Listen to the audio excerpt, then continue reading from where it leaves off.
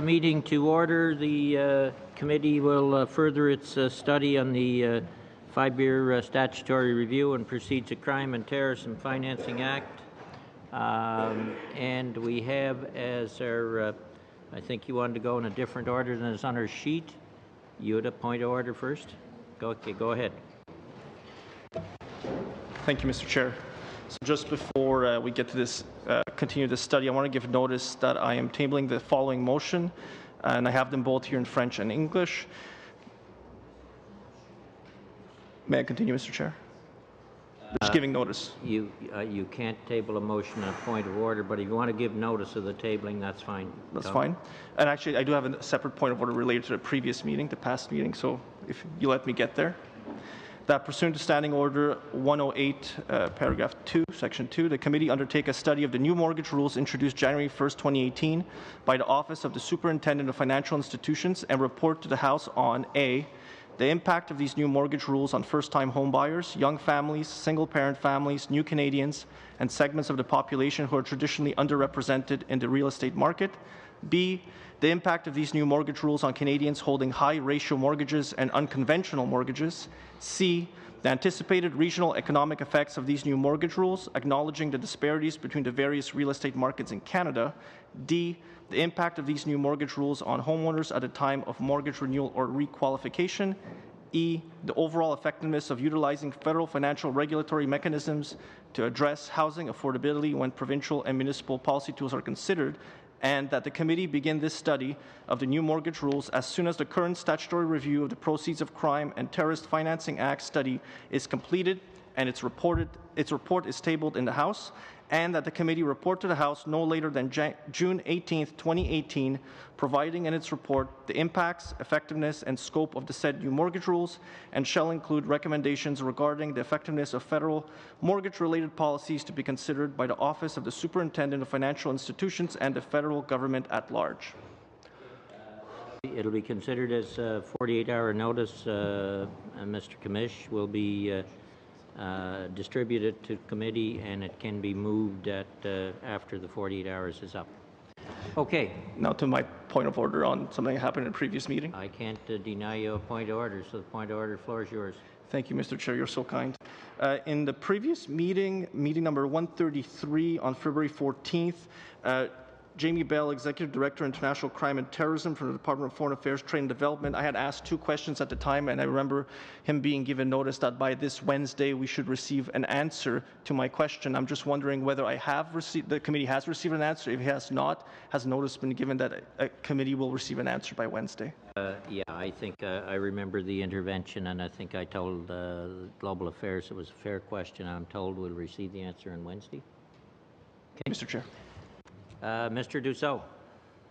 On the same point, can you just also look with the Minister of Finance where it is that he should be giving the committee some information about tax treaty and Barbados. He also committed a while ago before Christmas, so if you can follow up with the Minister of Finance. Okay, we'll follow up with them on that as well. Okay, back to our witnesses. We will start with the Department of Public Safety and Emergency Preparedness. Mr. Bupsing, the Director General, Law Enforcement and Border Strategies Director. The floor is yours, Trevor. Thank you, Mr. Chair. It's a pleasure to appear before the committee as you review the Proceeds of Crime, Money Laundering and Terrorist Financing Act. My name is Trev Bupsing. I'm the Director General of Law Enforcement and Borders at Public Safety Canada. With me today is my colleague John Davies, who's the Director General of the National Security Policy Directorate. J'aimerais remercier le comité d'avoir invité. I'd like to thank the committee for inviting the Public Safety Portfolio, the RCMP, CSIS, and CBSA today. Each have an important role to play in Canada's anti-money laundering and terrorist financing regime.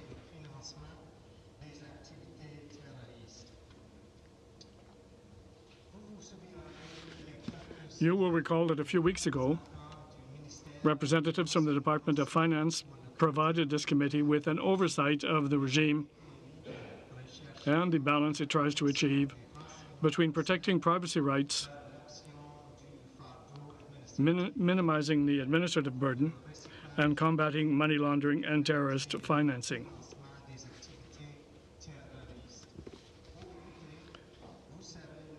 The committee has already noted that a good number of organizations are involved in the pursuit of these objectives.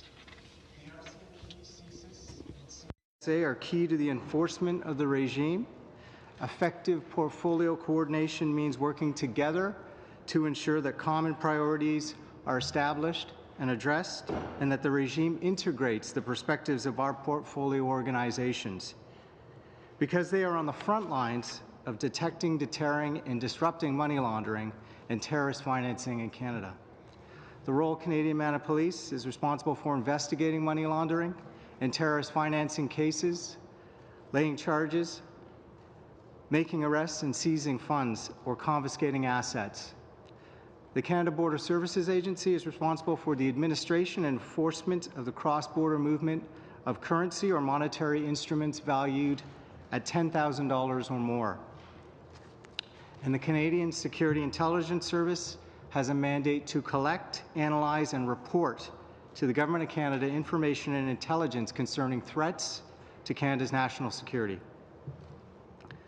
The Department and each organization contribute to the Advisory Committee on Money Laundering and Terrorist Financing.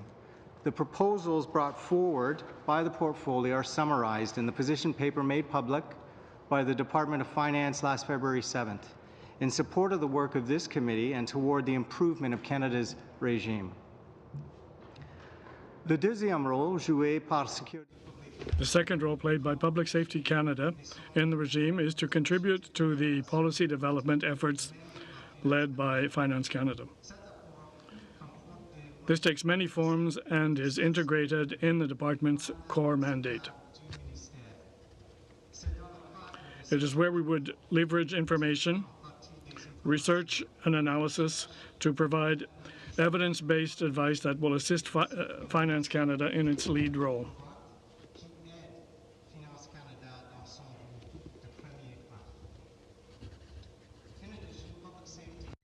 Supports the Minister of Public Safety's statutory responsibilities to recommend terrorist entities to be listed pursuant to the Criminal Code.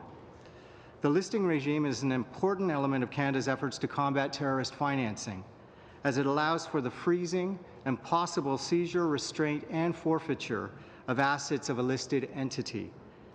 It also sets out severe penalties for persons and organizations that deal in the property or finances of a listed entity.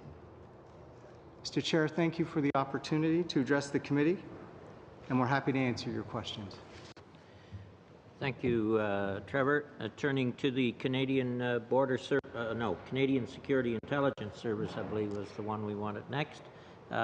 Ms. Henderson, Director General Policy and Foreign Relations. Floor is yours. Good afternoon. First, I'd like to thank the committee for inviting me to appear before you today. It is an honour to be here representing the 3,000 women and men of the Canadian Security Intelligence Service who work diligently every day to keep Canada safe.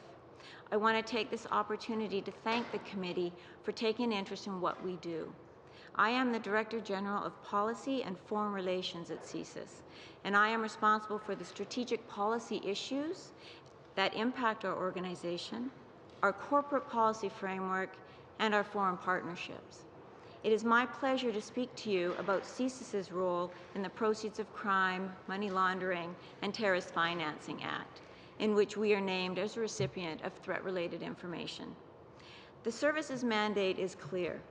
We collect information and intelligence, then analyze it, and provide advice to the Government of Canada on threats to national security. These threats include espionage, foreign interference, and terrorism, and by extension, terrorist financing. When CSIS investigates terrorist activity, financial intelligence can play a role in establishing an individual's capability and intent, as well as providing leads for further investigation.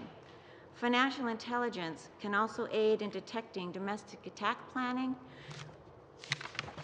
or plans for overseas travel in support of terrorism.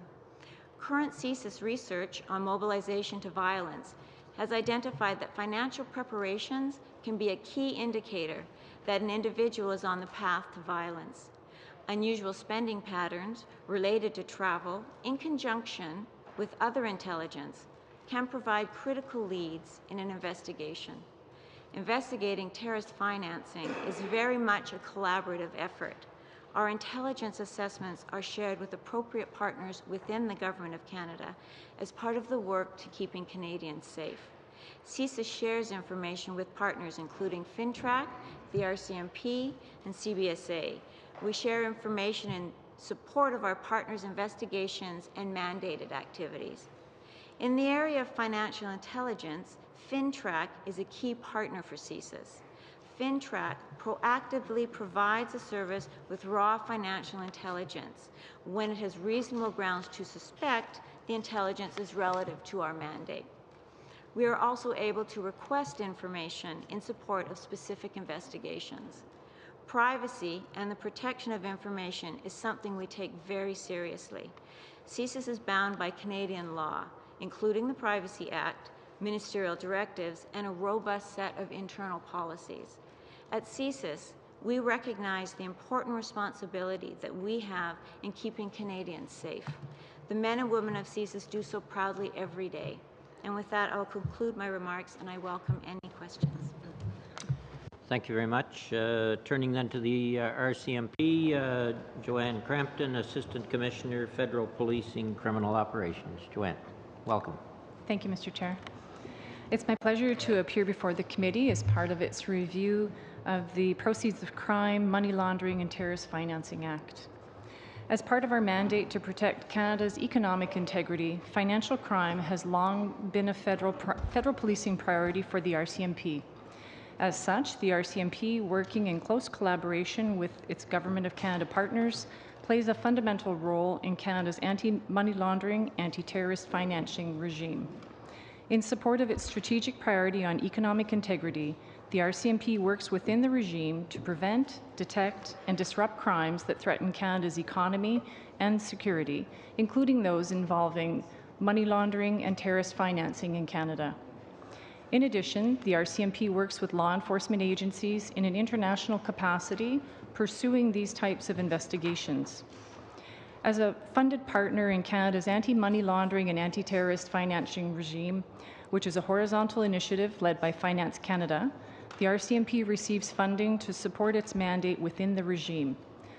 The planned spending under the horizontal initiative for fiscal year 2016-2017 was $11,219,387, all of which was spent in support of the stated objectives of the regime. The initiatives the RCMP undertakes with respect to money laundering and terrorist financing are dynamic. They are multi-jurisdictional and multifaceted in nature, and the complexity leads to investigations that can take several months or even years to complete. For example, in 2014, a coordinated effort from the RCMP and the Government of Canada partners led to the successful listing of the International Relief Fund for the Afflicted and Needy, or IRFAN, as a terrorist entity, pursuant to Section 83.05 of the Criminal Code. By the time it was listed, IRFAN had transferred funds and resources valued at approximately $14.6 million to a number of organizations with links to Hamas, another listed terrorist entity.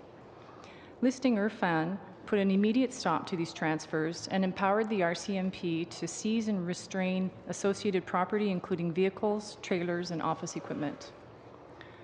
Further to terrorist financing, over the past several years, the RCMP has taken on a number of money laundering and proceeds of crime investigations in which a common theme has been revealed with respect to gathering evidence for complex offenses.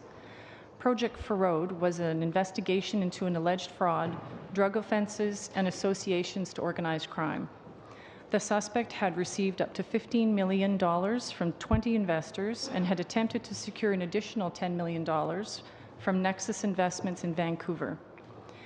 On January 15, 2014, an individual was arrested on 15 charges, including fraud over $5,000, identity theft, forgery, possession of property attained by crime, and laundering the proceeds of crime. However, only $20,000 of assets were restrained and forfeited, and only an additional $8,000 was forfeited through the provincial civil forfeiture program. The RCMP has had a great deal of success investigating criminal activity linked to organized crime.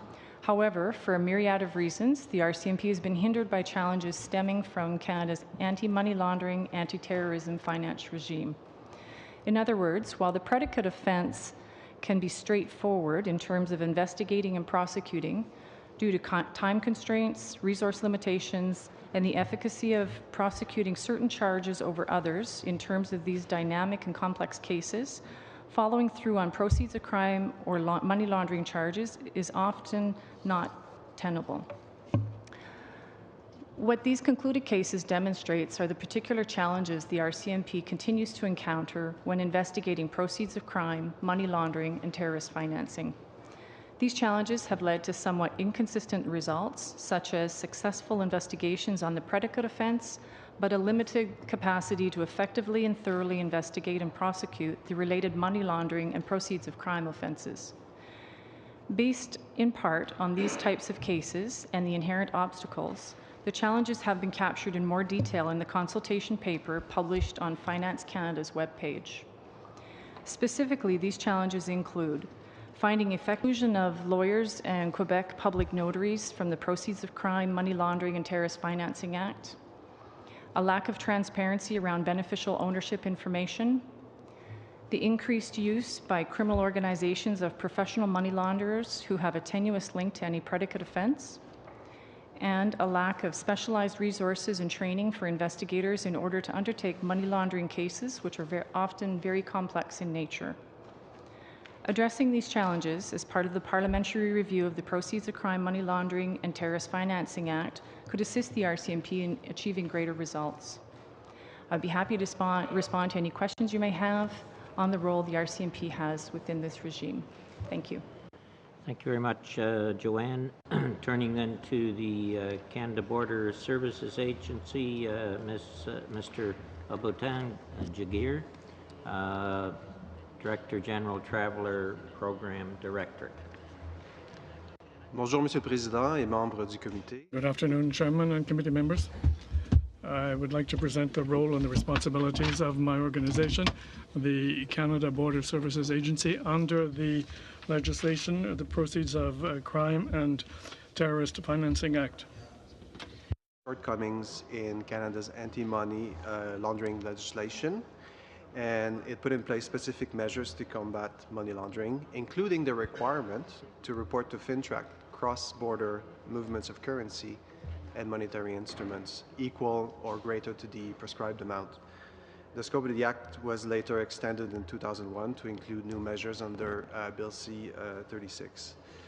The CBSA is responsible for the administration and enforcement of Part 2 of the Act, which requires every person or entity to report to a CBSA officer the importation of or exportation of currency and monetary instruments valued at $10,000 Canadian or greater. These reporting requirements encompass all inbound and outbound modes of travel, including air, highway, postal, and marine, both in the traveler and the commercial processing streams. And the agency has a two-pronged mandate. The first one is to facilitate the voluntary compliance of currency and monetary instrument reporting. And the second one is to identify and carry out enforcement on potential money laundering or terrorist financing related funds at border crossings. And the CBSA collects cross-border currency reports on behalf of FINTRAC from travelers and commercial entities based on reporting that occurs at all ports of entry. And officers may help travelers and businesses to comply with the reporting requirement and of the Act and the associated regulations. And then the completed reports are sent to FINTRAC. The CBSA also has the authority to search and seize non-reported currency and monetary instruments greater than $10,000 Canadians or equivalent, and we continue to seize a significant amount of suspect currency and monetary instruments from travelers and entities. Information related to currency seizures is also transmitted to FINTRAC, which is responsible for the analysis of the reports. La loi requiert aussi que l'agence The law also requires the agency to disclose information to the appropriate police forces and the RCMP when there are reasonable grounds to suspect that such information on a seizure would be relevant. Any investigation or prosecution relating to money laundering or the funding of terrorist activities. In situations where the agency has seized proceeds of crime, and it is considered that it would result in a criminal prosecution, this evidence is made available to the RCMP. Since the funds resulting from seizures are not necessary in criminal procedures, the currency or monetary instruments are handed over to the agency and are then transferred to the Receiver General of Canada. In most cases of seizures, when it is not suspected that they are the proceeds of crime, they are returned then to their owners once a penalty is paid. And the penalty varies from $250 to $5,000. All of these seizures can be appealed to the department and the federal court.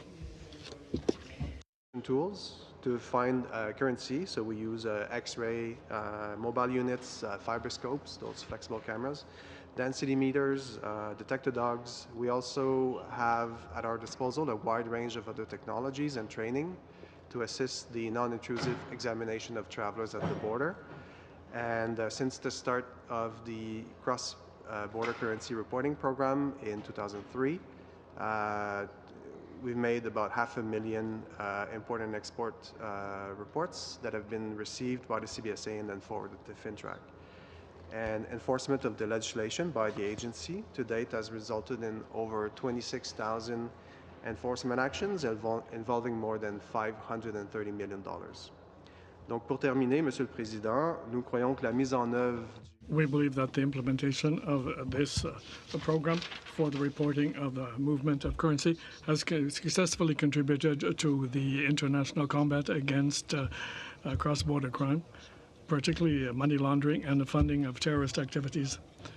As part of this program, over $80 million of proceeds were seized and withdrawn from circulation. I'd be happy to answer any questions you might have. Thank you all. Starting in our first round, Mr. Graywall. Thank you, Mr. Chair, and thank you to the witnesses for coming today. Much appreciated. My first question is to the RCMP. You spoke about hindrance on actually getting convictions on anti-money laundering and anti-terrorism charges. Can you speak a little bit more to that? Thank you, Mr. Chair, for the question. So it wouldn't be so much of a hindrance in terms of convictions, it's a hindrance in terms of investigation itself. They're very complex, multi-layered, and as I mentioned, there is a list that I mentioned of different items that do hinder our investigations. I can certainly go through that if that would be helpful, such as a lack of beneficial ownership, the professional money launderers that make things very difficult when they try and separate themselves from the predicate offense. So it creates complexities in terms of investigation. How many convictions a year do we have on money laundering and anti-terrorism funding charges? I wouldn't have an answer for that overall. Year to year, obviously it would change from year to year. Currently we have 53 investigations outstanding, either in the court system, in the process of being investigated, or one of the two. But I wouldn't be able to say how many actually are concluded each year. But that data is kept somewhere, I'm assuming? It would be. So recognizing that an investigation may take many years, so it might start in 1 year, but it wouldn't conclude, say, until 2 or 3 years later. That's possible, or it could also conclude the same year. So I read in the paper today that the U.S. Treasury Department is looking into regulation on cryptocurrencies. Cryptocurrencies are very, very popular across the world, and they're known for money laundering. Any of the witnesses have any expertise on Canada's position on cryptocurrencies and recommendations for the government? I think the Department of Finance, I think in their background paper, they refer to cryptocurrency as a potential issue for the future. I think they also mentioned that they're working on regulations in that regard, but that question would be best directed to the Department of Finance. So there's no ongoing investigations from any of your departments that would involve cryptocurrencies? So I think I'd say just for public safety, no, it's not. We don't do investigations anyways. But as a policy issue, obviously, it's an interesting issue. Not just cryptocurrencies, but the underlying technology, like blockchain technology. What does it mean in this world is something of interest, absolutely. CBSA, the $10,000 limit, it was set decades ago. What's the rationale to keep it at that? Why not increase it? Why not decrease it? I mean, cash is in short circulation these days. Just your thought process on why it's still there. This amount's been set by the Department of Finance. We're only enforcing this prescribed amount, so we don't have a clear position on this one. It would be the Department of Finance to respond. You mentioned that 85 million is collected by the CBSA each year. Is that correct? No, I said that the overall amount of money that we took out of circulation as identified as proceeds of crime over the entire life of the program is 80 million. Sorry, over the entire life of the program was 80 million? So how much is that on a year-to-year basis? Year-to-year, level 4, there were, for example, if you take this fiscal year, 89 seizures, and that would be $2.7 million. $2.7 million? Yeah. On average, we're talking about, so 2.7 million. I'm assuming that all of you guys, all your departments deal with FinTrack quite a bit. How's the data collection by FinTrack? Is it easily accessible when they're submitting data to you guys? Can you like slice and dice it the way you guys need to do that? Or is there shortcomings and where we can improve that on the FinTrack side? So we don't receive much information from FinTrack. That's not the mandate. Our mandate is to collect and give that information to FinTrack, which analyzes it and sends it to the other agencies such as the RCMP. So we're not a consumer. We do receive some disclosures in particular cases, and that's a new process. But overall, we're not a user of the intelligence. To add further to that answer, just raise your hand and I'll catch you, Joanne. Sure. Thank you, Mr. Chair. Certainly with regard to FinTrack, we do receive significant amount of information from them, and we have no issues with the type of information we're receiving. If we ever need clarification, we have a very good partnership with FinTrack. FinTrack, and we do work with them very closely so they understand the type of information that we need so that they can provide what will help us further our investigations. It's a very positive relationship. Is there scenarios where CSIS would pass on information to the RCMP and charges would not be laid? Well, we would certainly pass information, any lead information that we have to the RCMP, and to help them facilitate their investigations. Mr. Chair, if I may, it's certainly possible that there would be cases where we would receive information and charges would not be laid. That's correct.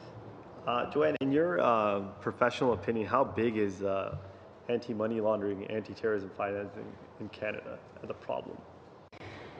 Money laundering is certainly a significant issue. It's a risk to our economy. It's a risk internally across Canada for investors, as well as externally. When we look at foreign partners and foreign investment in Canada, money laundering is certainly a risk in that it's taking away from legitimate business.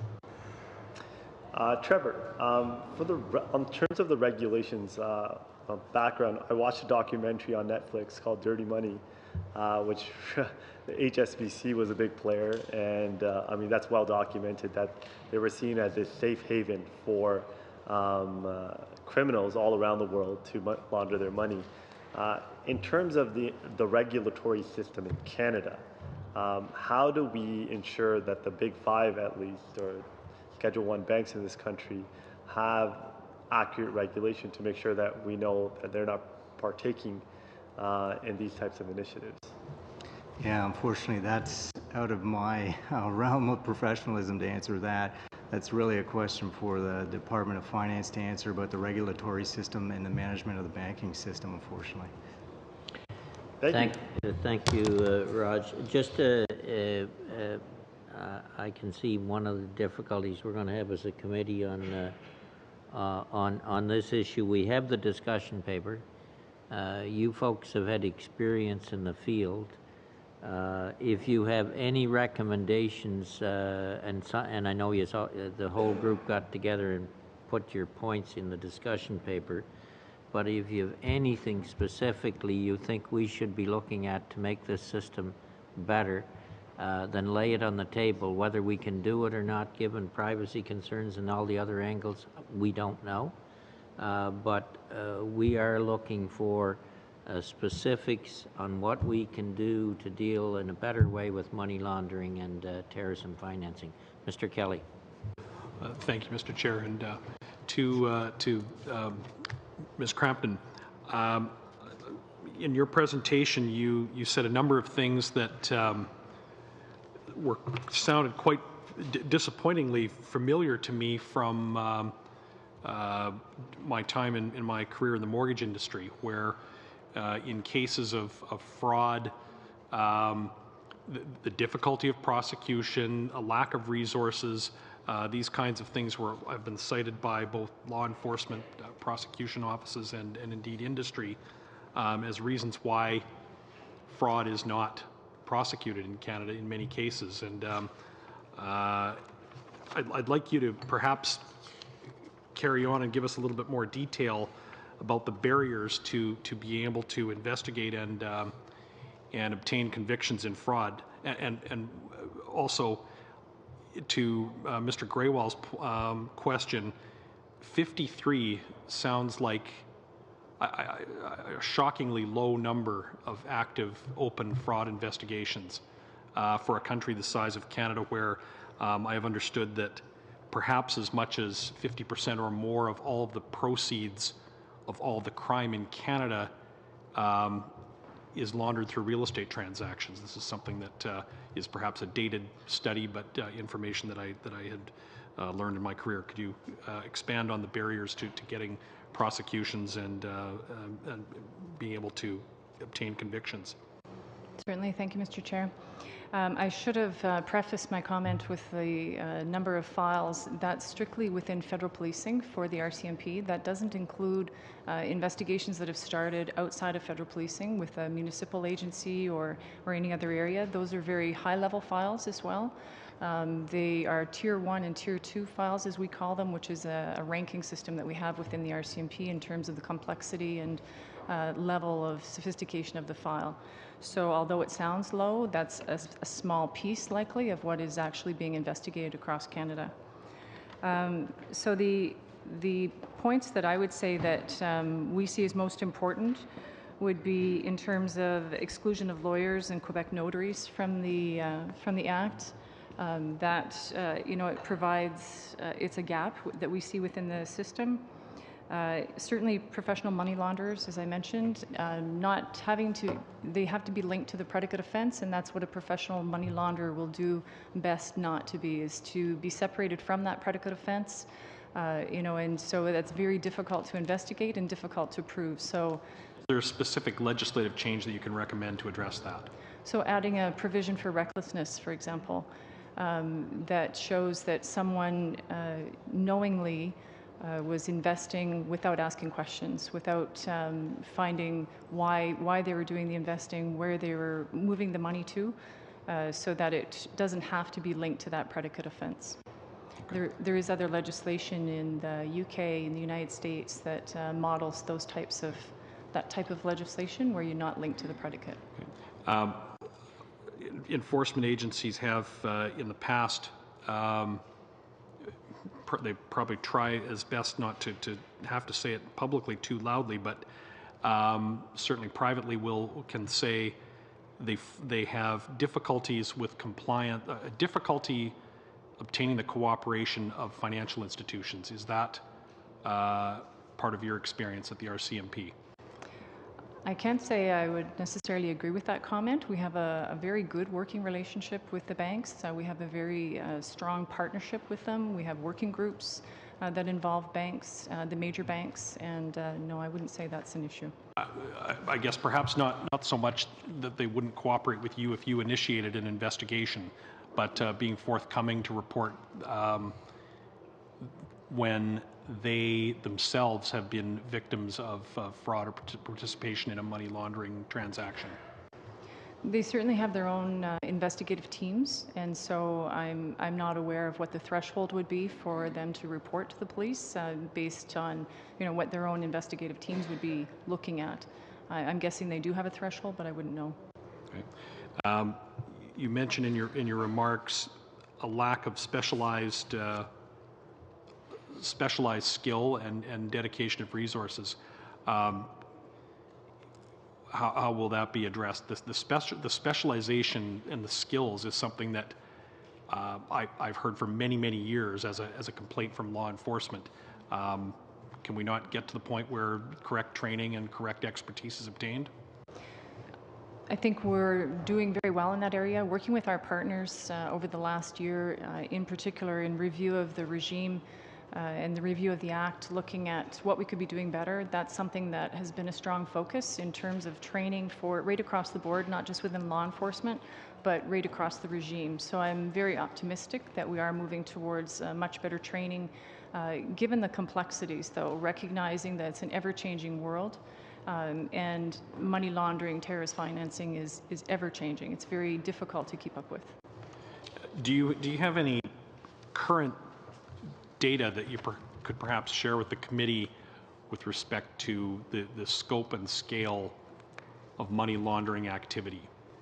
It's hard to quantify these things, I understand, but do you have studies that you can point to that would suggest how much money is laundered in Canada, and how much of that would be perhaps through bank accounts, real estate, through securities transactions? I mean, do you have any way to quantify the problem with money laundering? I would refer to the paper that was produced by the Department of Finance. I believe there's some quotes in there with regard to estimations. I certainly do not have any estimations within the RCMP that we would be able to say would have any accuracy with that. Okay. Any type of offense, criminal organizations, when they're trying to gain money, this is some of the ways that they will do it, is through money laundering, through financing of various types of crime. So it's very difficult to say, because most crimes are related to money and subsequently often money laundering. Time for one short one if you got. Well, I guess the part of it that I'm most familiar with was real estate. I was wondering if you had knew what the scale or how much money is going and continues to be filtered through real estate transactions. But no, I'm sorry, I don't. Okay, Mr. Dussault. Merci, Monsieur le Président. Merci à vous tous pour votre présence. Thank you, Chairman. I'd like to thank everyone for their attendance today. My first question, I think, would probably be directed to CSIS and RCMP, and it relates to the collection of intelligence and information. And one of the difficulties that was referred to, even today, that is the beneficial ownership. And I think that a problem that was identified in one of the previous meetings, that is tax havens. When the CSIS and the RCMP are obtaining information on the people who potentially might be involved in funding terrorism or laundering money, how do tax havens become problem areas or jurisdictions where banking secrecy is in effect, and where there's a certain degree of complacency, and where it can be expected then that there might be cooperation? To what extent are these difficulties then, this type of situation in foreign countries? I can answer, Mr. Chair. In terms of tax havens, I would refer to Canada Revenue Agency. Unfortunately, I'm not able to answer that part. But when we're looking at beneficial ownership, it's certainly an issue and a concern of ours with regard to, there was a recent article that came out with regard to real estate, actually, that talked about the difficulty of numbered companies. So private numbered companies, or private companies and numbered companies, is certainly an issue when we're not able to see who exactly owns the company. It certainly creates difficulties for investigations, I'm sure, with my partners as well. CRA on the Wednesday, Pierre. Ah, merci. Mais sinon, c'est Otherwise, you do not consider this to be a daily problem faced by your investigators. In Canada, of course, it's easier, even though there may be certain obstacles in access to information relating to the beneficial ownership. But does it become an obstacle in your investigations and the fact that certain structures may be used in foreign countries through, by people attempting to defraud? Do you consider this to be a regular problem? Or? Absolutely. It is an issue where we're not able to determine who the exact owner is. Therefore, it hinders investigations. And there is a difference, too, in going from province to province. It's not standardized right across the country. That would be another issue of concern. Merci, tout à fait. Sinon, j'aimerais me retourner.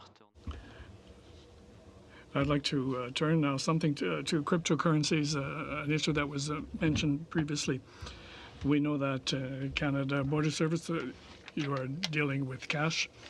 It can be transported over the border in various ways, but when we're talking about electronic transfers, more type of transfers that occur internationally between banks, and this, of course, is easier since we have FinTrack that normally that automatically receives the information from financial institutions. But in the case of cryptocurrencies, who makes an attempt then to catch these transfers? Would this be a type of transfer of money that is really not provided for, that is not caught by Canadian authorities, or is there someone who is attempting to track what is taking place when it comes to foreign transfers? Cryptocurrencies are not considered to be a monetary instrument, so it would not come under the Canada Border Services Agency. Is it the responsibility of one of the groups present here? Mr. Chair, if I may. We certainly have investigations ongoing that involve cryptocurrency. It's an ever-occurring issue and certainly something that's very difficult to investigate. It's very complex again. It's used in all sorts of transactions and it's becoming more and more common, absolutely. It's not something we're tracking predominantly. It's not. It certainly is just part of our investigations. Ouais, parce que pour moi, ça semble un peu tomber entre deux chaises, comme on dit. It seems to have fallen from the oversight of the various groups that should be responsible, so it seems to be transfers that are outside of the conventional system. In the time remaining to me then, once again to the RCMP in matter of prosecution, and I think the chair already referred to this at one point, that there are provincial and municipal authorities that do enforce the law, and in some cases begin prosecutions for various types of offenses. And in some cases, there may be offenses related to money laundering. What I'm interested in knowing is from the RCMP is whether you receive information from the provincial authorities, the provincial and municipal authorities, when they see that there are a number of offenses, particularly offenses relating to money laundering. Do they transfer this information, or do you have to attempt to obtain it yourselves? Relationship right across the country with various municipal agencies.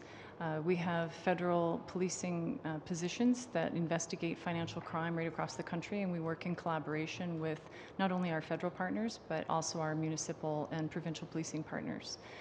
So we could not only, in certain cases we would provide expertise, but in other cases we might, step in and assist with a file, or if they would like to transfer a file over, we would certainly investigate it either at a provincial level or a federal level. Donc vous avez une bonne collaboration. Et... So there is good collaboration. I think that this was something that was mentioned by the chair. Yes, that'll come up at another time, I'm sure, when we talk to provincial attorney generals. Mr. Fergus. Merci beaucoup, Monsieur le Président, puis merci beaucoup. Thank you, Chairman. I'd like to thank all those who are present today. And please feel free to answer in the language of your choice. First of all, I would like to say that you're all testifying here in good faith. It may be that you don't realize that around this table, members of Parliament are finally convinced that something has to be done on this issue. We are not simply here to rubber stamp a report. We are attempting to accomplish something. We're attempting to address particular problems that have been raised. So I would like to encourage you to speak frankly, to get out of certain types of habits we may have here in Ottawa, and limit ourselves to our strict area of expertise for fear of straying too far. Ms. Crampton, you identified in your comments that there are certain oversights or shortcomings, a serious short sight, in attempting to deal with this problem. There are some challenges, and the challenges are sharing vital money laundering information while respecting the privacy rights of Canadians. Would you please, if you could imagine that we didn't have privacy concerns, what type of information would you be looking for? And if you could do that quickly. Thank you, Mr. Chair. So we would be looking for information with regard to transactions, more, I guess, transparency in being able to find the information we need to investigate, which would be, banking information, beneficial ownership, who is moving the money, I guess, so to speak, if we were to have no laws or legislations, all of those investigative pieces that we would look for. Examples internationally that you can turn to that we could look toward? I was just thinking that actually as I was answering. At an international level, certainly the MLAT process is very cumbersome. So in terms of time and turnaround, it sometimes just isn't efficient for the information we need, especially when we're looking at electronic data that can disappear quickly. And that's across several types of investigations, not just money laundering and terrorism financing. I guess also in terms of receiving information that's useful in our court system here, so recognizing what we need in the system here. So I guess I'm trying to say let's just put away the court system, because that seems to be that you're not the first witness to raise this issue. So I'm just trying to imagine what we would look like if we didn't have the charter implications. So is there particular information or particular jurisdictions abroad which we can turn to try to approximate as closely as possible that would make your life a lot easier? I would have to check, but I believe the UK is an example. But let me just double check my notes, and I can get back to you on that. You've also mentioned, and I'm sorry to be focusing on you, Assistant Commissioner, but you also talked about, and you made reference in your answer about the lack of transparency around beneficial ownership information. And that gets back, I think that might be also related a little bit to the exclusion of lawyers and public notaries in Quebec. What type of information, again, or what other jurisdiction can we point to?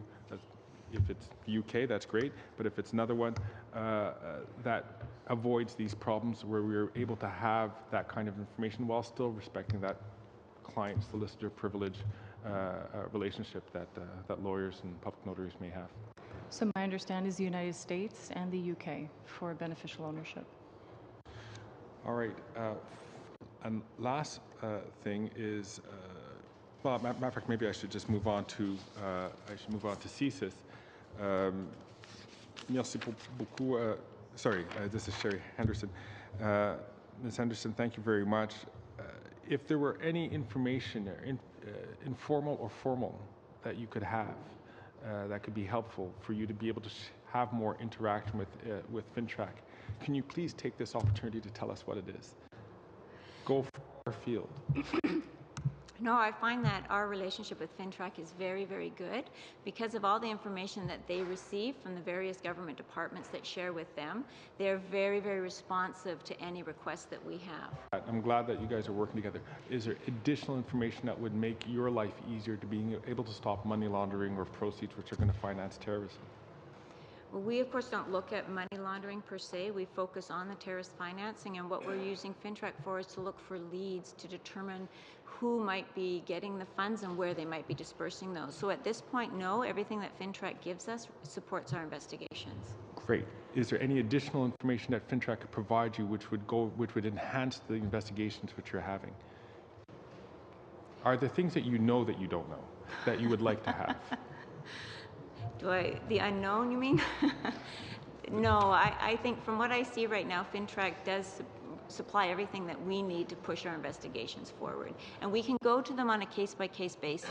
So if we have a question to ask, we can go back to them and ask for that information. And from my experience, they've always been able to come forward with it. Sometimes it's just being able to find the first lead information, and then you go from there. Great, thank you. Mr. Bupsing, if I could go back to your testimony, you also identified the problem of, in a very general sense, in terms of trying to protect privacy. You have the obligation to protect privacy rights, and you also want to minimize the administrative burden. Imagine those two conditions were free. What type of information would you be looking for again? And what kind of information would you like to have that you don't have because of those concerns? Well, I think just more generally speaking, that if those two conditions were somehow eradicated, I think that, because my colleague from the RCMP said, this is a world where money is very mobile, crimes are changing dramatically, and technology is enabling criminals to move money around. So I think if we didn't have to worry about things such as privacy or the balance between privacy and disclosure, I think we would want better intelligence in terms of understanding how criminals are moving their money, maybe not through our financial systems now, but in things such as with cryptocurrencies. People have mentioned this, a number of questions about this particular area that's growing. I think we have a general sense in terms of where the areas are where I would just say... Would you be so kind as to take from that general sense a little bit more specific? Because I want you to take advantage of this opportunity, this open window that we have to review this legislation, to try to make some changes to make your lives easier in that regard. So we'd really appreciate it if you could give us some specific examples. So I think probably my colleague John Davies in the national security areas is probably fairly up to speed in terms of maybe some specifics. Mr. Davies, go ahead. So the obvious one is the $10,000 limit, right? So you get rid of the limit, you can have a lot more information, but there's a serious privacy effect to that, and there's a serious question on whether doing that would actually lead to more investigations, more intelligence on threats. There's already so much information coming. So. You get a lot of information, but and if you were to remove that limit or lower that limit, you'd get even more information. But what type of information would be helpful to you? Like, what are the kind of transactions which you would really want to put your hands on? Well, this feeds into which is maybe a red herring, the $10,000 is, the issue is what's a suspicious transaction? How is the financial system equipped to identify on its own and report to FinTrack, which can report to the intelligence agencies or law enforcement?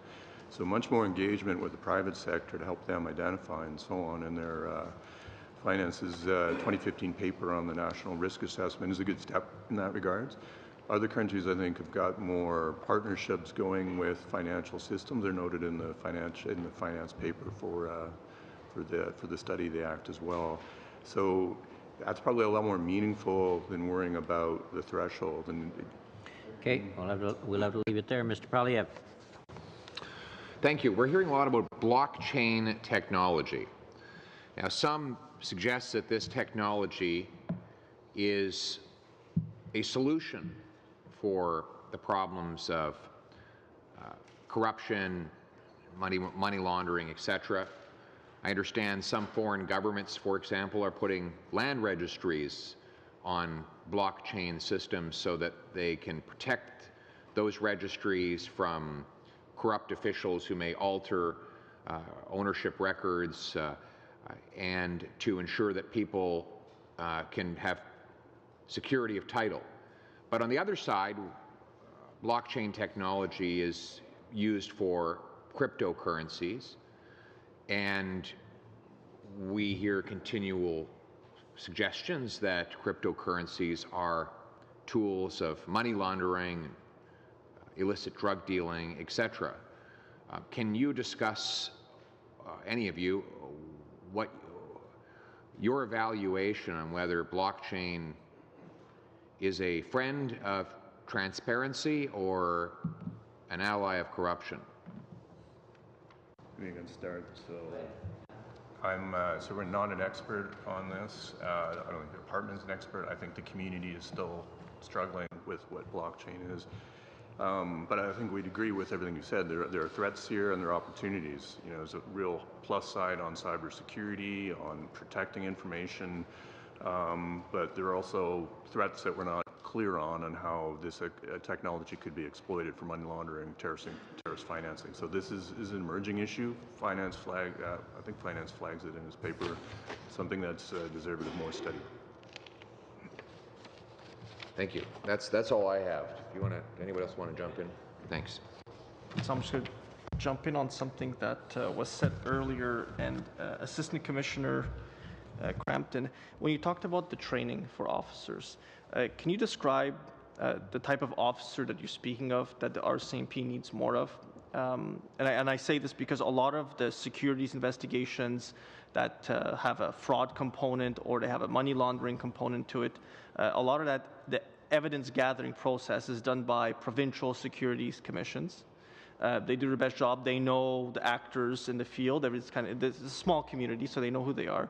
What type of training do RCMP officers need to have in order to convert that knowledge gained on the ground to successfully prosecute a case? Thank you, Mr. Chair. So the training I referred to is not just with law enforcement, but also with our regime partners. So looking at anyone involved in money laundering investigations or receiving information. So that would include all of our partners at the table here, as well as FinTrack, Department of Finance, any of those areas. So not just only from an investigative angle, but looking at the whole regime, looking at the complexities of money laundering, understanding how the offense works in terms of professional money launderers, which we see more and more of, as opposed to someone just laundering money, which is a fairly straightforward investigation versus a very complex one when it's a professional money launderer who has nothing to do with the predicate offense. So looking at the complexities and addressing some of the issues that have been mentioned here, such as cryptocurrencies, the ever-evolving areas of money laundering and terrorism financing. I was speaking more, just made to clarify my question, I was more talking about the type of training an RCMP officer needs. You have RCMP officers doing community policing in Alberta, for example, in remote communities. What type of training do RCMP officers need to be an asset in the fight against money laundering? Like, that's something, I mean, it's beside just the legislation, but what is the type of training that they need? Because I know it's a resourcing problem, but one thing I consistently heard from the Finance Department in Alberta was issues with, we have all this evidence, we gather it, we pass it on higher up, and nothing ever happens with it because the RCMP that's involved in investigations don't have the skill set to understand, whereas you have people with masters in finance and people who actually do deals on a regular basis who can say, this looks like money laundering, this looks like fraud, and I know this individual's been involved in illegal dealing. So what is it that RCMP officers need to know? Is it degrees? What type of training? What is it?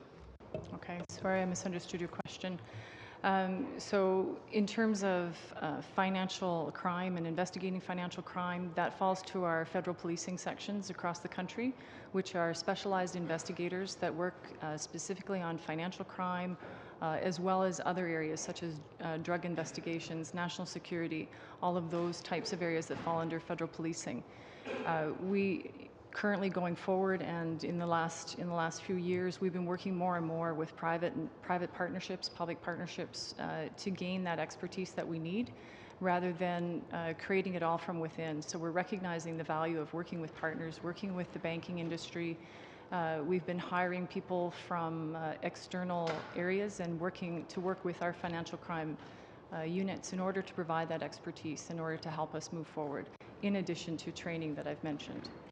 Okay, thank you. We'll be coming back to you later again, Tom. Ms. O'Connell. Thank you, Mr. Chair. Thank you all for your presentations. I'm going to start with CSIS. You mentioned about your partnerships and your notifications of notifying FinTrack and others of any suspicious activity, money laundering and things like this. How often, like what are the statistics in terms of how often are you reporting these cases, and then is there any sort of follow-up or mechanism to determine if it actually goes anywhere? Well, thank you for the question, Mr. Chairman. When we go to FinTrack, it's more to make them aware of the things that we're actually looking for, so that they can push more information to us. But on a regular basis, as we come across information that we feel would be of benefit to our partners who are here at the table, we do write small reports or short reports and send them out to pass that information. I don't actually have a statistic that I can give to you right now, but I can certainly look into that and get back to you on the statistic if you like. Okay, thanks. Yeah, I'd appreciate having that information, so if you can probably send it to the clerk. But is there any, for anybody, if you're sharing information amongst departments, is there any process or is there any body that is overseeing that if CSIS writes a report to the RCMP or to FinTrack and says, you know, we think you should look into this, and nobody looks into it? Is there any mechanism to see how often that's happening, or if it's not looked into, like the reasons why, or if there's any type of communication as to why something moves forward in an investigation or why it doesn't? So, yeah, thank you for the question. So the Privacy Commissioner, the Office of the Privacy Commissioner looks at the Act every 2 years, or looks at FinTrack every 2 years. So that's one. And then the big issue for the Privacy Commissioner is that information that FinTrack's collecting relevant and so on. So there is commentary on that. I would look to perhaps the new National Security Intelligence Committee of Parliamentarians, the new proposed C-59 integrated review body that will get more into efficacy reviews, the impact of that kind of sharing. That's probably something more downstream. So it sounds like the ability is there to review it, but there is no systematic review to make sure these things are these risks or these, you know, this intelligence that's collected is actually, you know, going to the places or maybe being investigated or not. It's only if the Privacy Commissioner does a review every 2 years and maybe the new committee. So that might be a recommendation that this committee look into. In terms of, back to the CBSA, in terms of the cash, this is something we've talked about a little bit as committee members, I think, that there seems to be a lot of cash transactions happening in Canada, especially in the housing market in Vancouver, Toronto, GTA. So the question I had, and maybe this was naive, in that, you know, at some point that cash is coming from somewhere, going somewhere, or at some point going into the bank at somewhere. But then the suggestion to me was that no, it's sitting locked up in places, essentially. But I'm assuming this is coming from overseas in a lot of instances. So you talked about, I think I heard correctly, almost 500,000 seizures or at least investigation, or it went to 26,000 investigations, but I guess over 500,000 reports of cash. Do you have any idea how much is being missed? Are we collecting more? Are we tracking more than we're missing, or are we missing more than we're getting? Well, obviously, it's very difficult to know what we're not seeing. What we can say is that it's what are two things. One is there's no limit on the amount of money that you can bring in or out the country. You just have to report it. You know? So our concern is, one, to take that declaration, and second is to find cases of non-declaration. And our cases of non-declaration have been fairly stable over years. So we don't have clear signals to indicate that the problem is changing, but I don't have a full visibility on what we're missing and the amount of money that goes out in and out illegally, non-reported, obviously, because that's the specific concern of the CBSA. Right, but of course, the reason why it wouldn't be declared is because they wouldn't want the $10,000 limit to then be tracked and then to go to FinTrack and go to all the other places. So there'd be a reason why you wouldn't declare. And so then obviously I understand that you can't know what you can't see, but that then tells me that you are not receiving information on the other side from, you know, banks or the housing market or real estate agents and things like that, of cash transactions. This cash is coming somewhere, and if it's not coming out of a Canadian bank, then it's coming somewhere via person from somewhere else. So that tells me you don't have the data on the other side of how much cash is entering into our system, especially in the real estate market, because then you would be able to somewhat understand what's being missed. Obviously nothing's precise, but you would have some ability to understand that there's a lot being missed if it's coming in over the border, essentially. So you don't get that information from banks. Banks don't tip off CBSA and say, we just had this large cash transaction. No, we don't receive specific information from banks. Usually the intelligence that we receive is from other law enforcement agencies and FinTrack. But those anything over 10,000 coming through a bank has to be reported, correct? I'm sorry, I missed your question. Anything 10,000 and over has to be reported to FinTrack by a bank. Yes, yes. Yeah, like what it even happens in PEI. I know some people that were offered $300,000 cash for a house. And you look at the BC market, you look at elsewhere. The Attorney General in BC is complaining big time about money laundering out there right at the moment. So how do you get at that? I guess you don't know how you get at the unknown. Yeah. I'm sorry, I missed the last part of your question. Well, I couldn't hear you. I think John made a point earlier on, Mr. Davies, on the issue is with suspicious action, and how do we find those suspicious actions better than we're doing? What tools does either FinTrack or any of your agencies need to be able to better find a suspicious action beyond the limit? I mean, the limit 10,000, 12,000, that's just a fixed limit in time. But how do you try and get at a suspicious action? I mean, Joanne mentioned earlier a professional money launderer. I'm sitting here thinking, what's a professional money launderer look like? What is the being? Any answers on that? Anyone? Like, how do we get greater at suspicious actions? And what is a professional money launderer? I mean, how do they operate?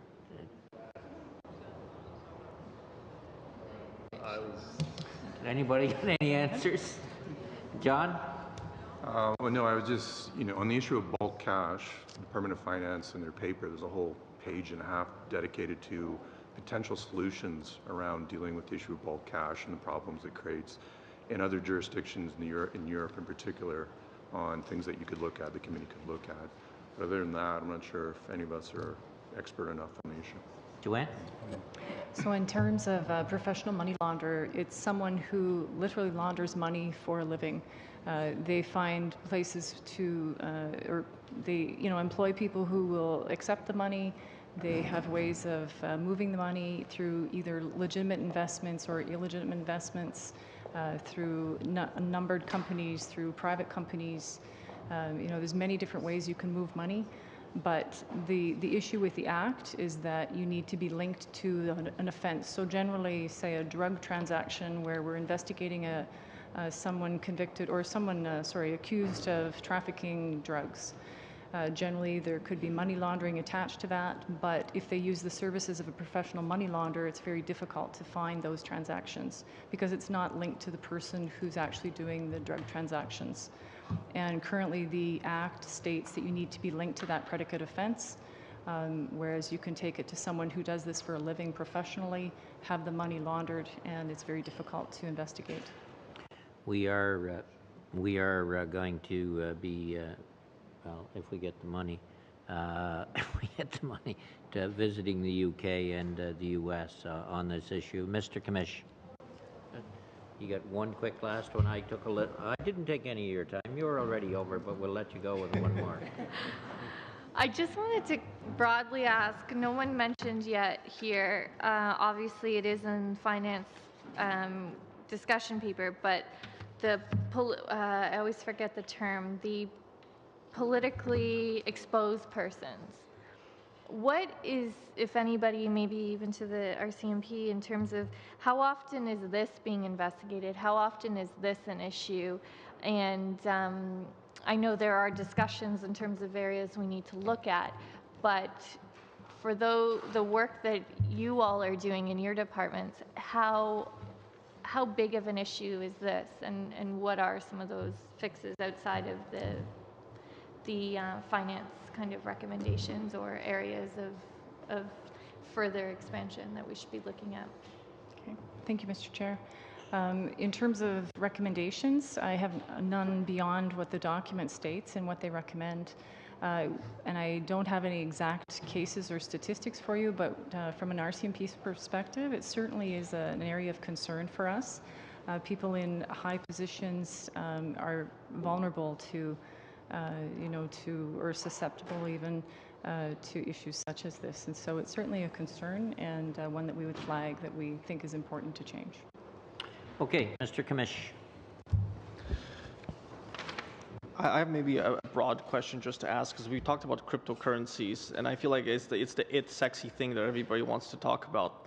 But cryptocurrency, cash, which one is the more important one when it comes to money laundering, fraud operations? I lean towards saying cash is still the issue. Am I correct, or is cryptocurrency actually the emerging problem for law enforcement agencies? If I may, Mr. Chair. I would say cryptocurrency is certainly emerging. It's still evolving. It's ever-changing as well. So we hear of Bitcoin, but there's many others that are taking its place. So it's something that's going to continue to evolve. We see it extensively in all sorts of crimes, not just money laundering, obviously, but all sorts of crimes. So in terms of criminal investigations, it's very significant for us. However, I would say the majority of our files are still involving cash. Mr. Davies, I see you. I would agree. It's the cryptocurrency issue is a growing one, potentially exponentially. It's hard to quantify it right now, so it's the issue of the future for sure. So, Assistant Commissioner, just to go back then to you, in my previous questioning, you had talked about private partnerships and the use of external sources to fill areas of expertise at the RCMP. What did you mean by that? Are you using private investigators to supplement the RCMP's force? Shaking your head. No. Are you hiring then from banks and from other financial institutions for the expertise that RCMP needs? Is there no way for the RCMP internally to train officers to perhaps solely do these types of investigations? Thank you, Mr. Chair. Certainly there is. We can certainly train from within, but we'd also be remiss if we weren't looking externally to hire in the civilian area for investigations. And we're looking, continually evolving in terms of our workforce, looking at positions we can civilianize and bring in that expertise. If we can bring someone in fully trained that has a terrific expertise behind them, I think we'd be wise in doing so. So you said civilianized. So are you then converting positions that used to be manned by an RCMP officer into civilian positions to do the investigating? Sorry, I mean in terms of investigations and having more civilian contributions within investigations. Okay. I guess one then question, FINTRAC's been mentioned a bunch of times, and I know it's one of the key components to all this. I think it was Madam Henderson, you said it was a key partner, but what else is used? What else is out there outside of just FINTRAC that serves as a method of identifying money laundering operations? Is it just FINTRAC? Is that really the only means of identifying financial fraud and financial transactions that could be leads in money laundering cases? Thank you for the question. Yes, FINTRAC's very important for us, but we only look at terrorist financing. We're not engaged in money laundering, and it's one lead. So when we're out, there are numerous tools that we would use in our toolbox to try and gather information when we're looking at a terrorism case. And definitely terrorist financing is one aspect of that, and FINTRAC is an important partner there. Right. What are those other tools? I'm not going to get into, sorry, for operational reasons, I don't want to get into that, but I will tell you FINTRAC's very important, yes. Okay. Mr. Sabara and then Mr. Dussault. Thank you, Mr. Chair, and welcome everybody. Thank you for your comments thus far. I'm not trying to think about where I want to start, but last session we had, I referenced the Globe and Mail. In this session, I'm going to reference the Globe and Mail again because they seem to be doing all the work. And this time it's with regards to fentanyl and sale of fentanyl and having those proceeds being recycled back into the BC real estate market, which has obviously gotten the attention of the Attorney General. And they lay out the steps in doing it. So I'm going to ask, because I'm assuming everybody's aware of that, the issue may not impact, say, CBSA directly, but what tools are we lacking that would stop these individuals selling something that we know kills people in Canada and putting those proceeds back into the Canadian real estate market, which is obviously not a good thing for middle-class Canadians trying to buy their own home, but not a good thing, and I can't think of one good thing about it, actually. So what tools are we lacking in order to stop this? If we can just, a few seconds each, please. Joanne, want to start, and then we'll go to Mr. Gutierrez. Thank you, Mr. Chair. So with regard to fentanyl, I think that applies for all sorts of crimes, whether it's any other type of drug, human trafficking, anything that someone is going to make money from, which is a vast majority of crimes, is susceptible to money laundering. And the markets that they've been referred to, the real estate market, is certainly an area where money can be laundered. So I think it doesn't just apply to fentanyl, I believe it applies to all sorts of crimes. Beneficial ownership information be helpful in this case? That would be. Okay. Is there anything specific? I don't want the long answer, I want the specific answer. From anyone else, please. Sebastian? No, our main concern is stopping the inflow of fentanyl to Canada. We have a comprehensive strategy for this, but once these proceeds come into another domain, that falls outside of my responsibility. And my follow-up, when they had, reviewing all the documents that we've been provided, Canada went under an FATF peer review in in 2015, which was published in September of 2016.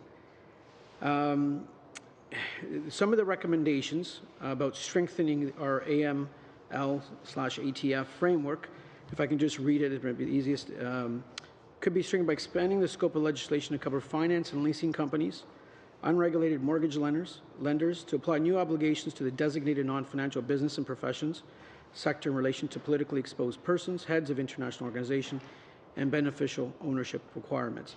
Now, we do know that the Minister of Finance, along with the provincial counterparts in December of 2017 came up with a framework to look at beneficial ownership, so we are working there. The other comment they have was the regulation of bulk cash transfers and of certain activities of lawyers and accountants. Enhanced access to beneficial ownership information would assist in this pursuit. Out of these recommendations that was reported out of the FATF peer review process, which we are obviously a core member of, out of these comments, if I can again go back, and I'll put this as a general thing, what would you recommend is the most important or the most effective that we could look at as soon as possible that would make a dent into money laundering and any associated terrorist financing activities in Canada? John? Not sure why my light went on there. Joanne? I'm sorry, I wouldn't be able to rank order them.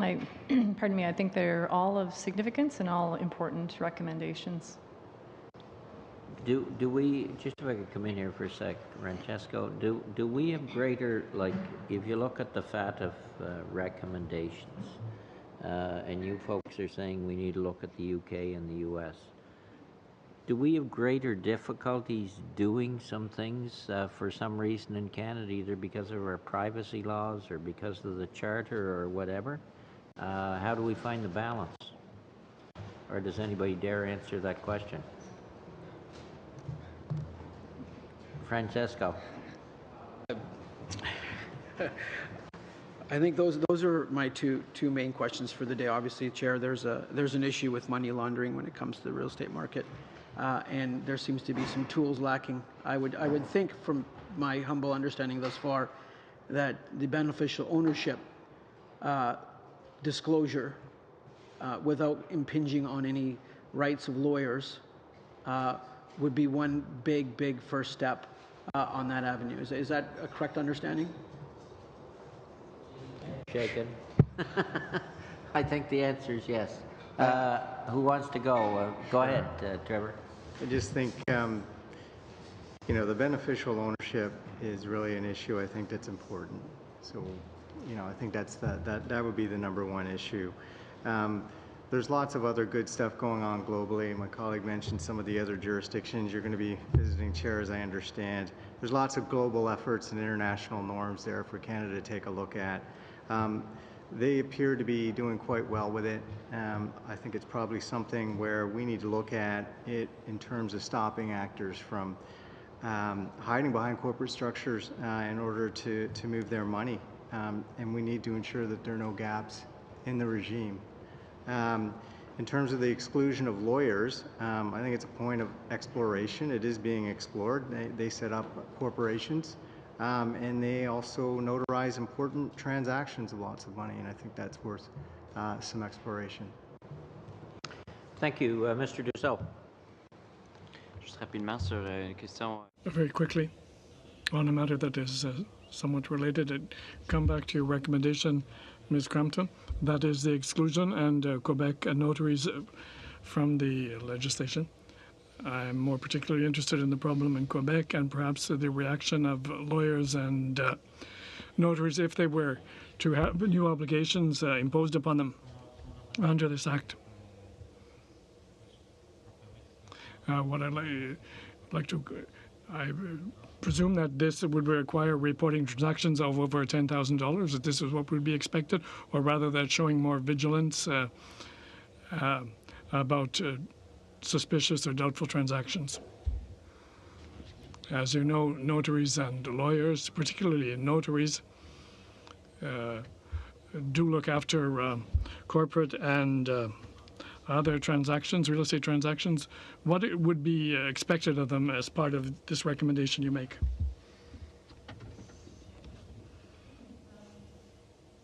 What Mr. Bupsing has mentioned, because they have such involvement in those types of transactions, I think it's really important that they be included within the Act, as other agencies and organizations are. We did an audit from July of 2013 to June of 2017, looking at 51 financial crime cases that were of that higher level that I mentioned before that federal policing was looking at, and over 75% involved lawyers as either a direct suspect or identified during the investigation, but they were not pursued in terms of a subject of interest. So lawyers are certainly a significant part of those investigations, whether at a suspect level or certainly engaged in activities that are surrounding it and wittingly or unwittingly engaged within these types of investigations and files. Est-ce que vous suggérez, est-ce que c'est qu'ils... Would you suggest that they have requirements with respect to reporting, as is the case for real estate agents, for example, to FINTRAC? Are you suggesting this type of reporting requirement? I wouldn't be able to recommend an exact type of reporting, but I certainly believe they should be within the Act with a certain level of reporting, yes. OK, puis sinon, mon autre question pour... The other question, in my remaining time then. I don't know who would be able to, in the best position to answer this. We often hear about real estate transactions in Canada, but we know that money laundering in a number of cases has been documented through the purchase of property abroad. Sometimes and very often in destinations where the legislation is fairly complacent. Hotel properties, casinos, properties with high value. Is there anything that you see here as a particular problem involving real estate transactions abroad? And to what extent do you have access to this information? And perhaps as a complement, I'd like to know what type of cooperation you have with foreign countries when you are attempting to document money laundering and strategies such as this. Who wants to start? Joanne and then Mr. Davies? Certainly. With regard to international investigations, I had mentioned previously about the MLAT process, the Mutual Legal Assistance process. It can be very cumbersome. It's an area that the RCMP feels needs further exploration and further streamlining. I think there's some changes that can be made to that process where information could be more timely. Our partners internationally are very willing to share information, but we need to go through the proper legal means in order to obtain that.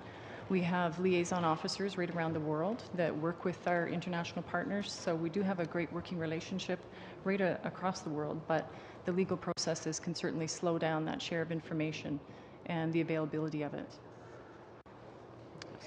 Mr. Fergus, last couple of questions, and we'll have to go to the next panel. We know that this is a problem. Previous Senate reports have estimated the size of money laundering and ATF issues might represent somewhere between $5 and $15 billion of activity in Canada alone. We obviously are, FATF has pointed out saluted the efforts which we've been making and also pointed out some places where we could improve. It seems that beneficial ownership is a big issue, the legal profession, privacy concerns are others. Is Canada a haven for this? Are we the bad boy internationally compared to our international partners?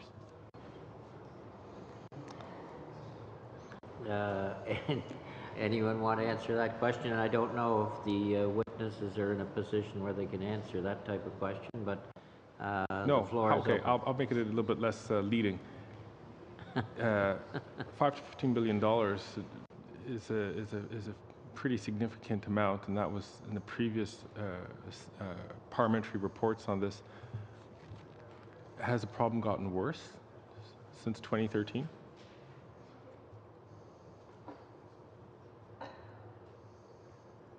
A lot of puzzled people. If it's not worse, it is a problem, though, and that's why we're trying to deal with this. Has it gotten better? With this review? I think that's unknown, probably. But I guess the question is, it seems that we have some obstacles that our partners don't seem to have, which is causing some serious concerns, from which I'm really grateful that have been identified, especially thank you, Assistant Commissioner, for identifying these issues so clearly. I guess the question is, we can't let the status quo continue. We have to address it. Are there discussions which are going on currently to try to, with the legal profession, to try to figure out ways that we can assure that's solicitor-client privilege, yet be able to point out, to making sure, as I think you'd pointed out, that there's no recklessness which is involved in their transactions. I think, Greg, it's fair to say maybe that question may be better put to the Department of Justice. Well, I think they're up next. I think somebody here someone wants was to about to answer, I think. Anybody want to answer? The floor is open if it is. And I think they talk about the discussions in their discussion paper that are already going on with legal community. Look, with that, we'll have to go to the next panel, which is the Department of Justice and the Director of Public Prosecutions.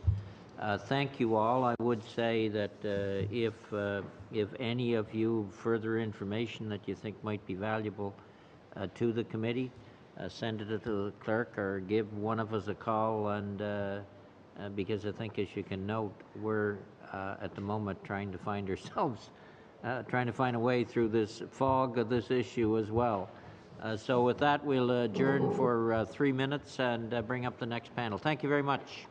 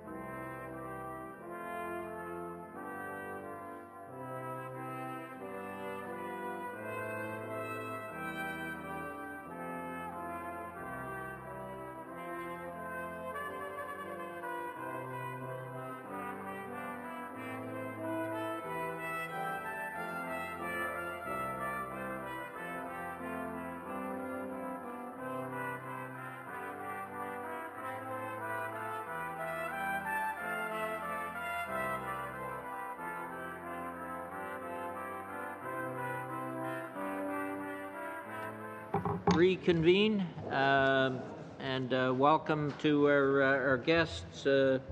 We will continue dealing with the statutory review of the Proceeds of Crime and Terrorism Financing Act.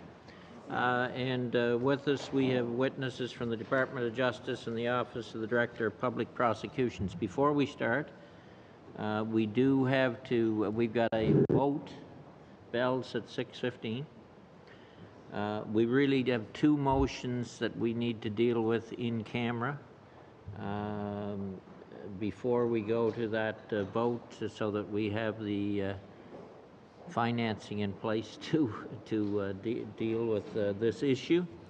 So I'm suggesting we do a hard stop about 10 after 6 or thereabouts.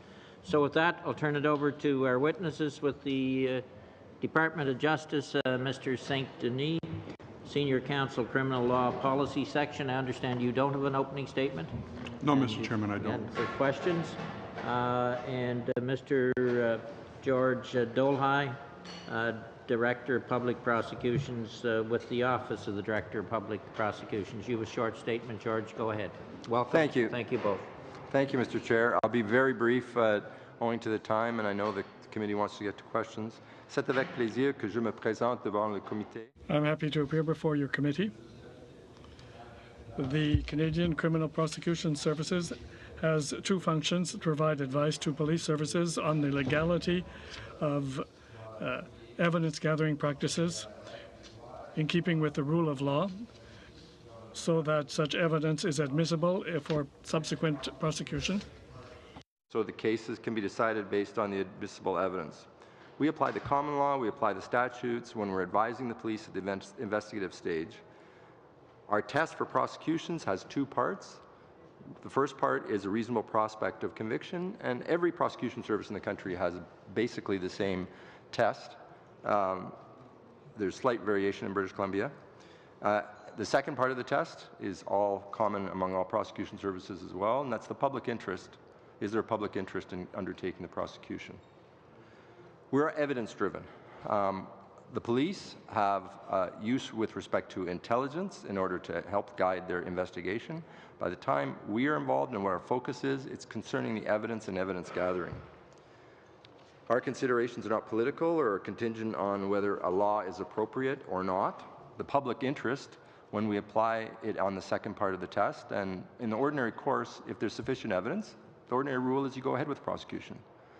When you get to a point of the public interest criteria are spelled out in our desk book, what you can consider, what you can't consider.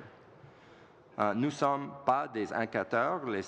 We are not investigators. The police make an independent choice about who will be investigated and the extent of the investigation. At the investigation stage, we act as advisors, and our communications with them are subject to professional secrecy. We also help them to obtain judicial authorizations such as search warrants, restraint orders, special search warrants, communication orders, and authorizations for wiretap. What does this mean in the context of criminality, money laundering? We have no control over the nature of the type of business that is being investigated or those that are presented to us for the purpose of prosecution. Important constitutional principles. At the prosecution stage, we'll consult them, but at the end of the day, the decision is ours to make independently. The DPP and the prosecution service have no reporting relationship with the Minister of Justice. Our role is, as I said, on the prosecution side. We're often consulted about policy matters and will offer our operational view with respect to the implications. But the wisdom of a law, whether a law should or shouldn't be made, is not our domain. Our domain is to assist with the operational impacts and to provide that advice. Finally, we're one of 11 prosecuting services in the country.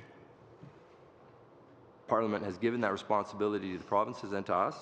While there's some limited overlap in areas like organized crime, we do the organized crime touching on drugs, market fraud.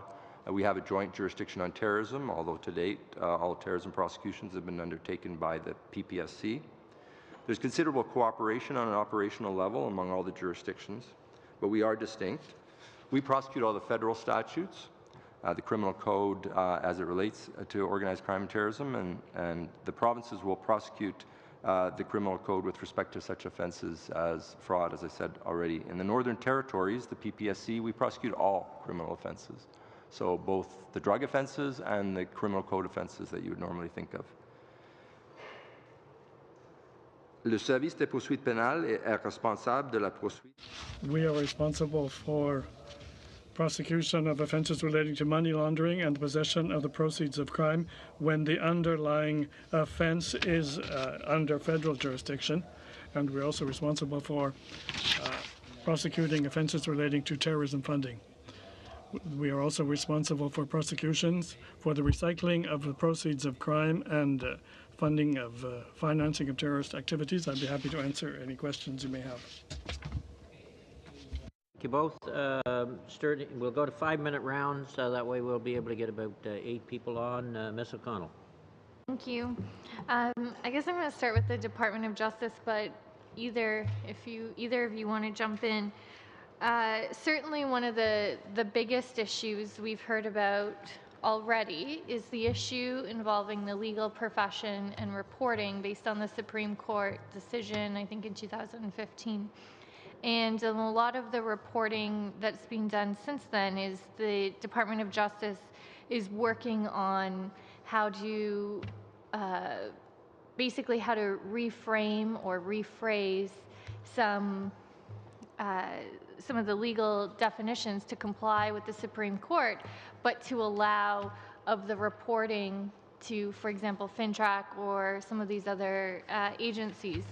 So what is the department doing? Where are you at in terms of complying with the Supreme Court decision, but by trying to close this massive gap that almost everyone we've heard from has acknowledged in terms of the legal profession essentially being exempt from a lot of the reporting standards? Okay. The Federation case, which is what you're referring to, set out perhaps a clarified and formalized a principle of fundamental justice, which is the solicitor-client relationship, not just the solicitor-client privilege, but the relationship. The client has to believe and know that the lawyer is foursquare in his corner, that he will not be acting indirectly or directly as an agent for the state. That makes it difficult for the PCMLA reporting requirements to apply to lawyers, because if the lawyer is taking information from his client and then reporting some of that to a federal agency, the client, I think, would be right to think that, well, maybe there's some things I shouldn't be telling my lawyer because it might get back to the state, in which case then it may hamper the lawyer's ability to properly defend his client. We're certainly aware of the bind, if you wish, that puts the PCMLA in the context of fighting money laundering. Obviously, lawyers play a key role in a number of areas relating to transactions, to setting up corporations, and so on. We are, the Department of Justice, along with the Department of Finance and FINTRAC and other departments, are looking at potential avenues of trying to set up a system whereby if the lawyers cannot report, at least the lawyers would maintain certain types of records, which then might be available to FINTRAC by way of a compliance mechanism. I don't want to prejudge the final results, so I can't say that we will or we will not come up with a regime or a method by which lawyers will be able to report on their clients. But we are looking at all of the possible avenues, and I'm afraid I can't go into any further details at this time. Thanks. So that's somewhat contradictory to some of the reports and media reports, in the sense of the idea was after that court decision, I think the response from Justice was that a review of the decision, of course, and then looking at how best to either reword or rework the act to satisfy the Supreme Court decision in regards to privacy issues and client solicitor privilege, but to uphold the essential, the intent of this legislation. What it sounds like, based on your response, is that you're looking at you're not looking at new wording or new recommendations for the legislation to work with the Supreme Court decision. You're looking at different mechanisms for after the fact, but that's certainly very different. And one of the areas of concerns I think we've heard is that other jurisdictions, and jurisdictions that have a rule of law not that different from Canada, are able to have the legal profession, within balance of privacy rights, part of the system to try and prevent the anti-money laundering, anti-terrorism financing. So I guess my question I guess the answer just isn't there, in that we don't see a legal reframing coming from the Justice Department, that if that might be something this committee has to now recommend in terms of if we want to incorporate some level of satisfying the Supreme Court decision, but also the intention of this legislation, that we may have to direct the departments to do so. So in terms of, and the same goes for beneficial ownership, I guess my question is the Department of Justice doing anything on drafting language or drafting regulations that is then being consulted with all the provinces and territories, because obviously they have jurisdiction in some of these areas as well? Is there a legal framework being drafted by the federal government, by the Department of Justice, to deal with beneficial ownership, to have a consistent kind of process across the country? Well, okay, so let me just clarify the initial response I gave you with respect to the Federation case. We are looking at ways to allow for the Proceeds of Crime, Money Laundering, Terrorist Financing Act to operate within the context of what the Supreme Court will give us by way of wiggle room. Based on that case, there just is not a lot of wiggle room. But we are exploring all the different avenues. Plus, we are going to be speaking with the Federation Society, as well as the various law societies, provincial law societies, to see what's available for us there. In terms of the beneficial ownership, the Department of Justice is working with the Department of Finance in looking at setting up in the immediate term a method by which corporations would provide for information dealing with beneficial owners. I think longer term, there's some thought to creating a registry. This obviously involves the provinces, and as I recall, I think at the last federal provincial finance ministers meeting, I think that the provinces and the federal government agreed that there should be action taken on that front.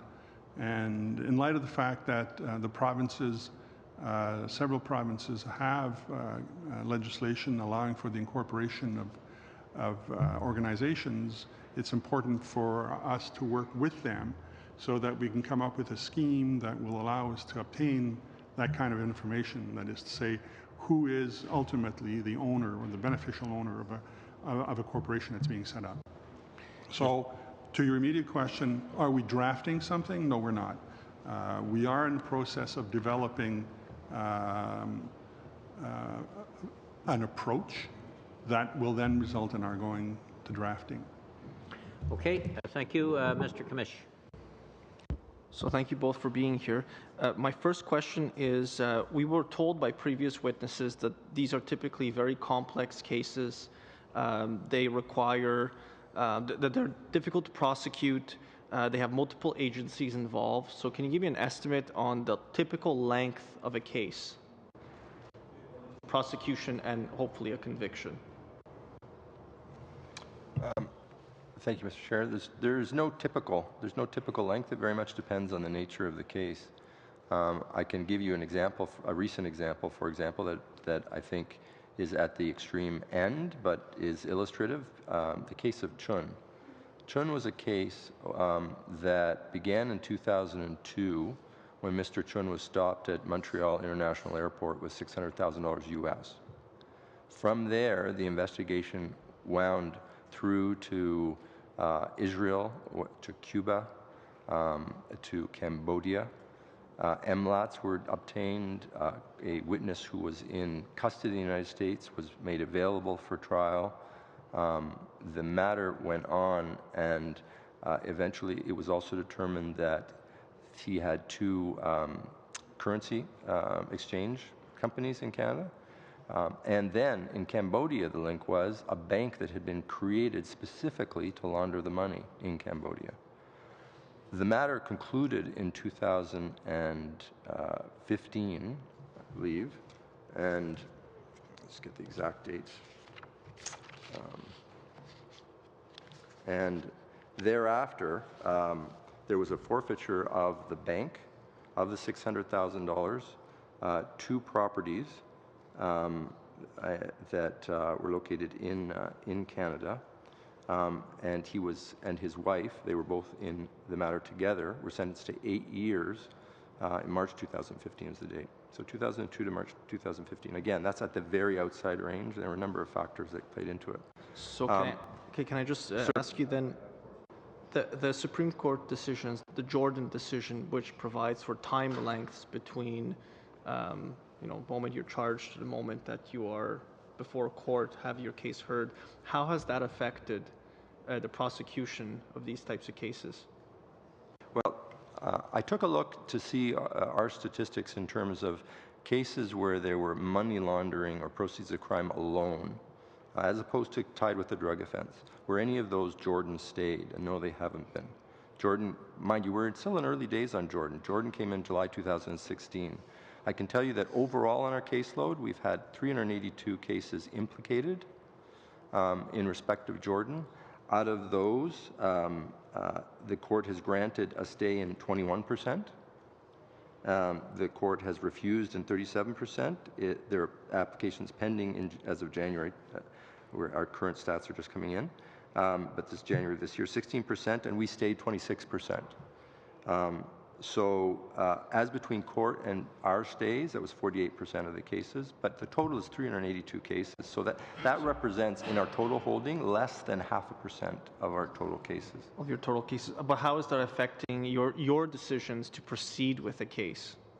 And how is that affecting your decisions on prioritization of cases? We don't have a system whereby we have an automatic cutoff. We look at each particular case to see whether or not this is a case where the time limit, even if it's over 30 months, we have cases that are over 40, 45 months even, but where some of the delay is institutional, some of it is defense, where we will argue it, and we have argued, and we've argued it successfully, where in fact those factors are made out. So we don't have an artificial cutoff. But we'll assess. That's definitely part of our assessment, because we have to be able to apply the case law and say, will the court find that in fact this is out of time or not? But what I'm referring to there in particular, though, is from the time of charge, because the time before that, the test is entirely different, isn't covered by Jordan. And one of the things we work very closely with the police on is to make sure that when it's ready to go, it's ready to go, so that we've got disclosure in place. We can show up to the court essentially and say, we're ready. We can move this forward.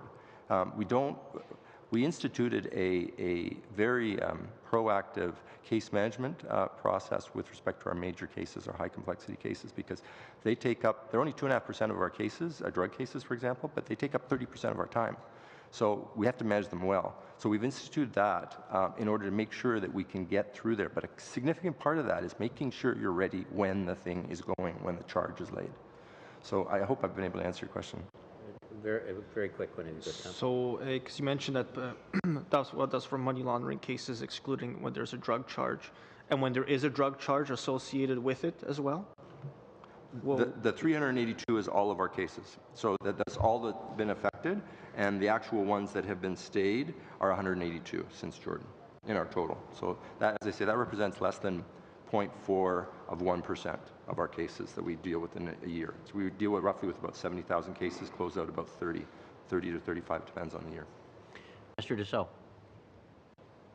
Merci, M. le Président. Juste revenir rapidement sur les questions. Thank you, Chairman. I'd like to return quickly to questions that I've already alluded to. Perhaps the public prosecution of the provinces under the criminal code. In many cases, this is a responsibility. Prosecution is a responsibility at the provincial level. And when there are offences, we are thinking, for example, of the car theft, for example, and public prosecutors may, for example, consider that money laundering offences, and perhaps in exceptional cases, terrorist financing and the proceeds of crimes. I'd like to know to what extent you are in relation with these provincial prosecutors, and whether you are regularly receive information about such cases.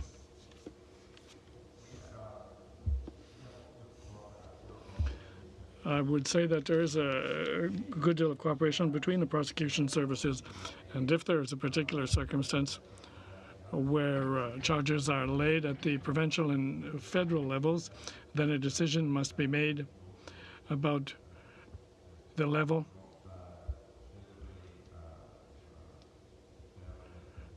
where the prosecution will take place. Using the distinction between the major and minor, that who holds the majority of important evidence. Normally, that would be the service responsible for prosecution. But there is a great deal of cooperation between the two levels, and there are sometimes situations where it is a matter of common sense to maintain two prosecutions, since evidence can be held in common. But there would be a different type of prosecution being conducted parallelly. One thing that I might add here is, in the case for prosecutions relating to money laundering, such prosecutions are not a matter of exclusive federal jurisdiction. The provinces do have the authority to undertake prosecutions for such offences. This is a prosecution under the criminal code, and normally the provinces have are mainly responsible for such prosecutions. And this matter then of the amount of evidence, do you think that there is a room for improving the procedure? Do you consider that this is too great a level of complexity? That is a gathering of evidence? Or could we facilitate matters in dealing with this? I would say that's mainly a question of policy.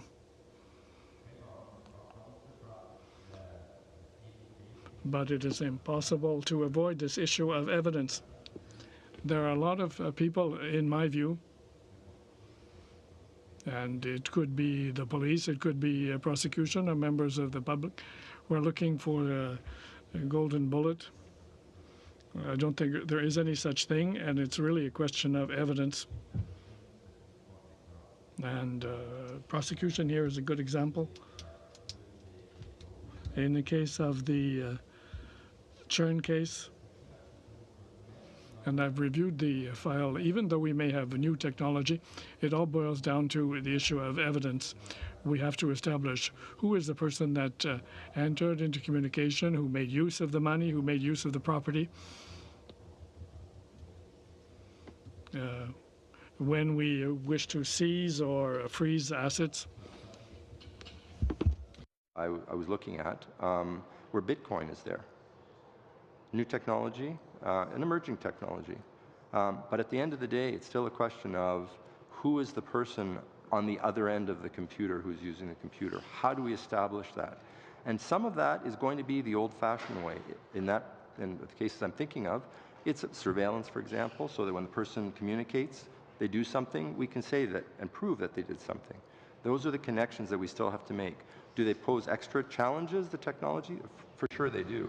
The dark web, bitcoins, they all pose extra challenges, cryptography. But at the end of the day, you have to get the evidence. Intelligence can help. I'm sure the police would tell you can help direct them to where to investigate. But at the end of the day, you have to get and have a means to get the evidence, admissible evidence.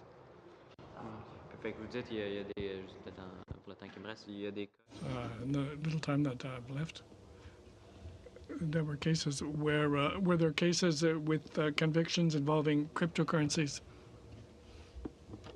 In dossier. There is a particular file relating to cryptocurrencies.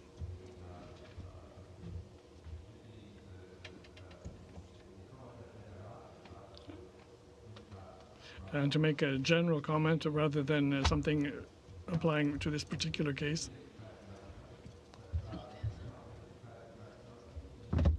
so there are a number of transactions that will make use of bitcoins, but we do have to have a method of communicating other than the Bitcoin. And also in the case of drugs,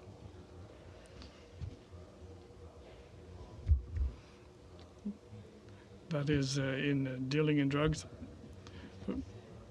there are cases of bitcoins and cashes. Cash is a huge amount. Mr. Chun had $600,000. Okay, thank you, Mr. Sabara. Thank you, Mr. Chair. Welcome, gentlemen.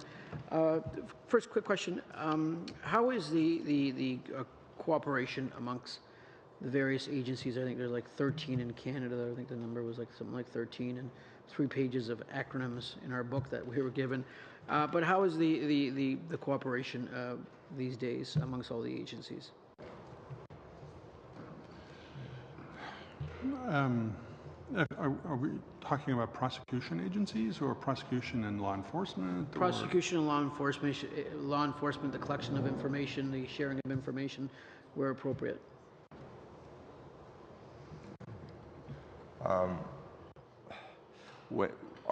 When we provide advice to the police, our goal is to make sure that when that sharing happens, it happens in a manner that is going to lead to admissible evidence. And so our concern is with respect to what is the statutory framework being relied on and what are the charter implications for privacy. But in my experience, people are very cooperative with respect to the common goal. I can certainly speak, for example, in terms of prosecution services. I attend we have a meeting twice a year of all the heads of prosecution. And I can tell you, it's tremendous, and I'm sure it happens the same with the police, and certainly some of the police meetings I've attended among the various police forces. People park the politics at the door, and they just get down to brass tacks. Is there any way that we could, as a committee, get a list of cases in which there was a conviction for money laundering, or cases that would help us better understand the process and say over the last, say, 3 to 5 years? I certainly can provide, if you give me an indication, Mr. Chair, of what sort of statistics are sought. I can tell you, for example, that in the last 5 years, we've had 163 money laundering proceeds of crime prosecutions that have taken place. Those are prosecutions as well that have drugs in them. The classic in terms of where it's a standalone money laundering and proceeds of crime, we've had 46 during that 5-year period. But in Canada, the structure that exists is one where one doesn't have to have even a charge of proceeds of crime or money laundering in respect of the money that is generated through, for example, drugs. The conviction itself on the drugs will be the avenue for purposes of forfeiture. And so, and on those, we have thousands. I can indicate, for example, that proceeds of crime cases during the last 5 years, we've had a total of over 20,000 files. And of those, there have been findings of guilt for the proceeds of crime or drugs, because that can also lead to the forfeiture, in 11,000 of those files. That accounts for approximately 63%. If one is looking at taking out of the picture those cases where it was insufficient or a determination was made that it was not going to proceed to a prosecution in terms of a withdrawal or a stay, then the convictions are approximately 84% on average during those 5 years.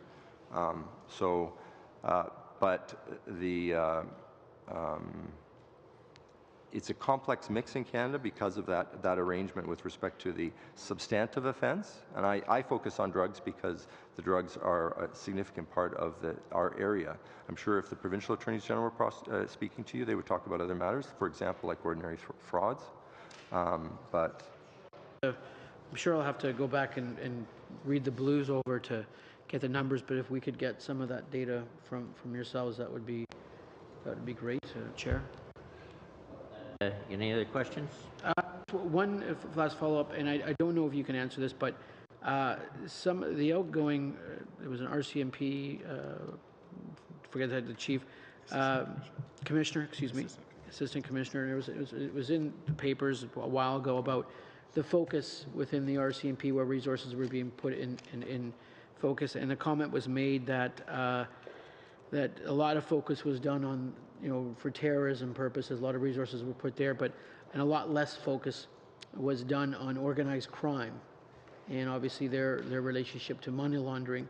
That resources were shifted from one area to the other area, and maybe they reference say something like a Hell's Angels organization, which from my understanding has reappeared in Ontario quite vigorously. Is that something that, on this review, that the tools are in place to combat if in fact that resources were redirected, whether it was in the prior government's watch or our government's watch, in that vein? Please.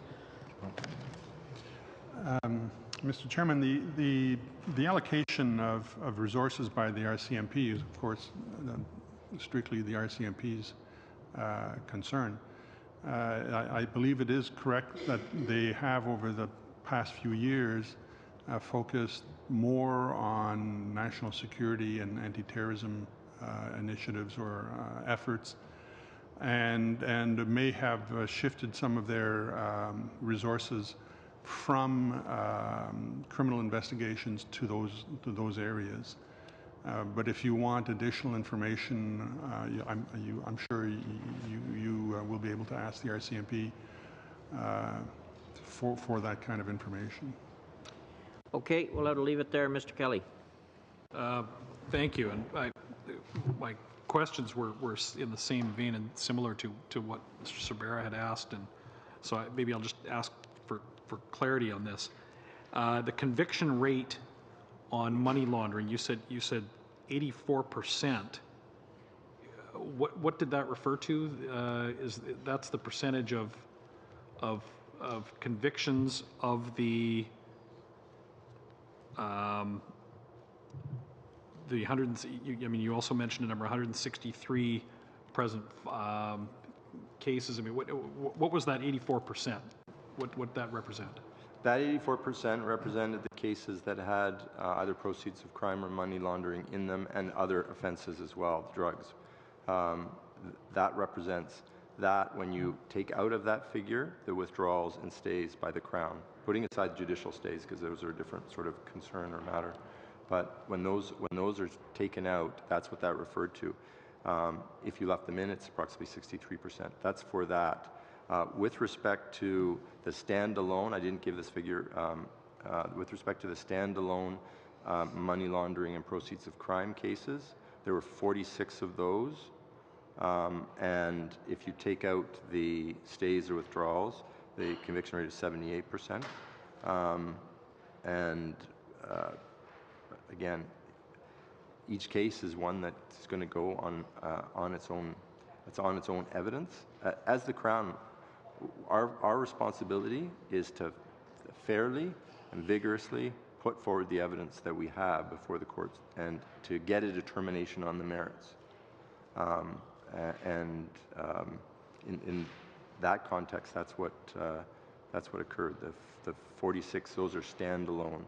The ones that are money laundering and proceeds of crime with some other charges, those are the 163.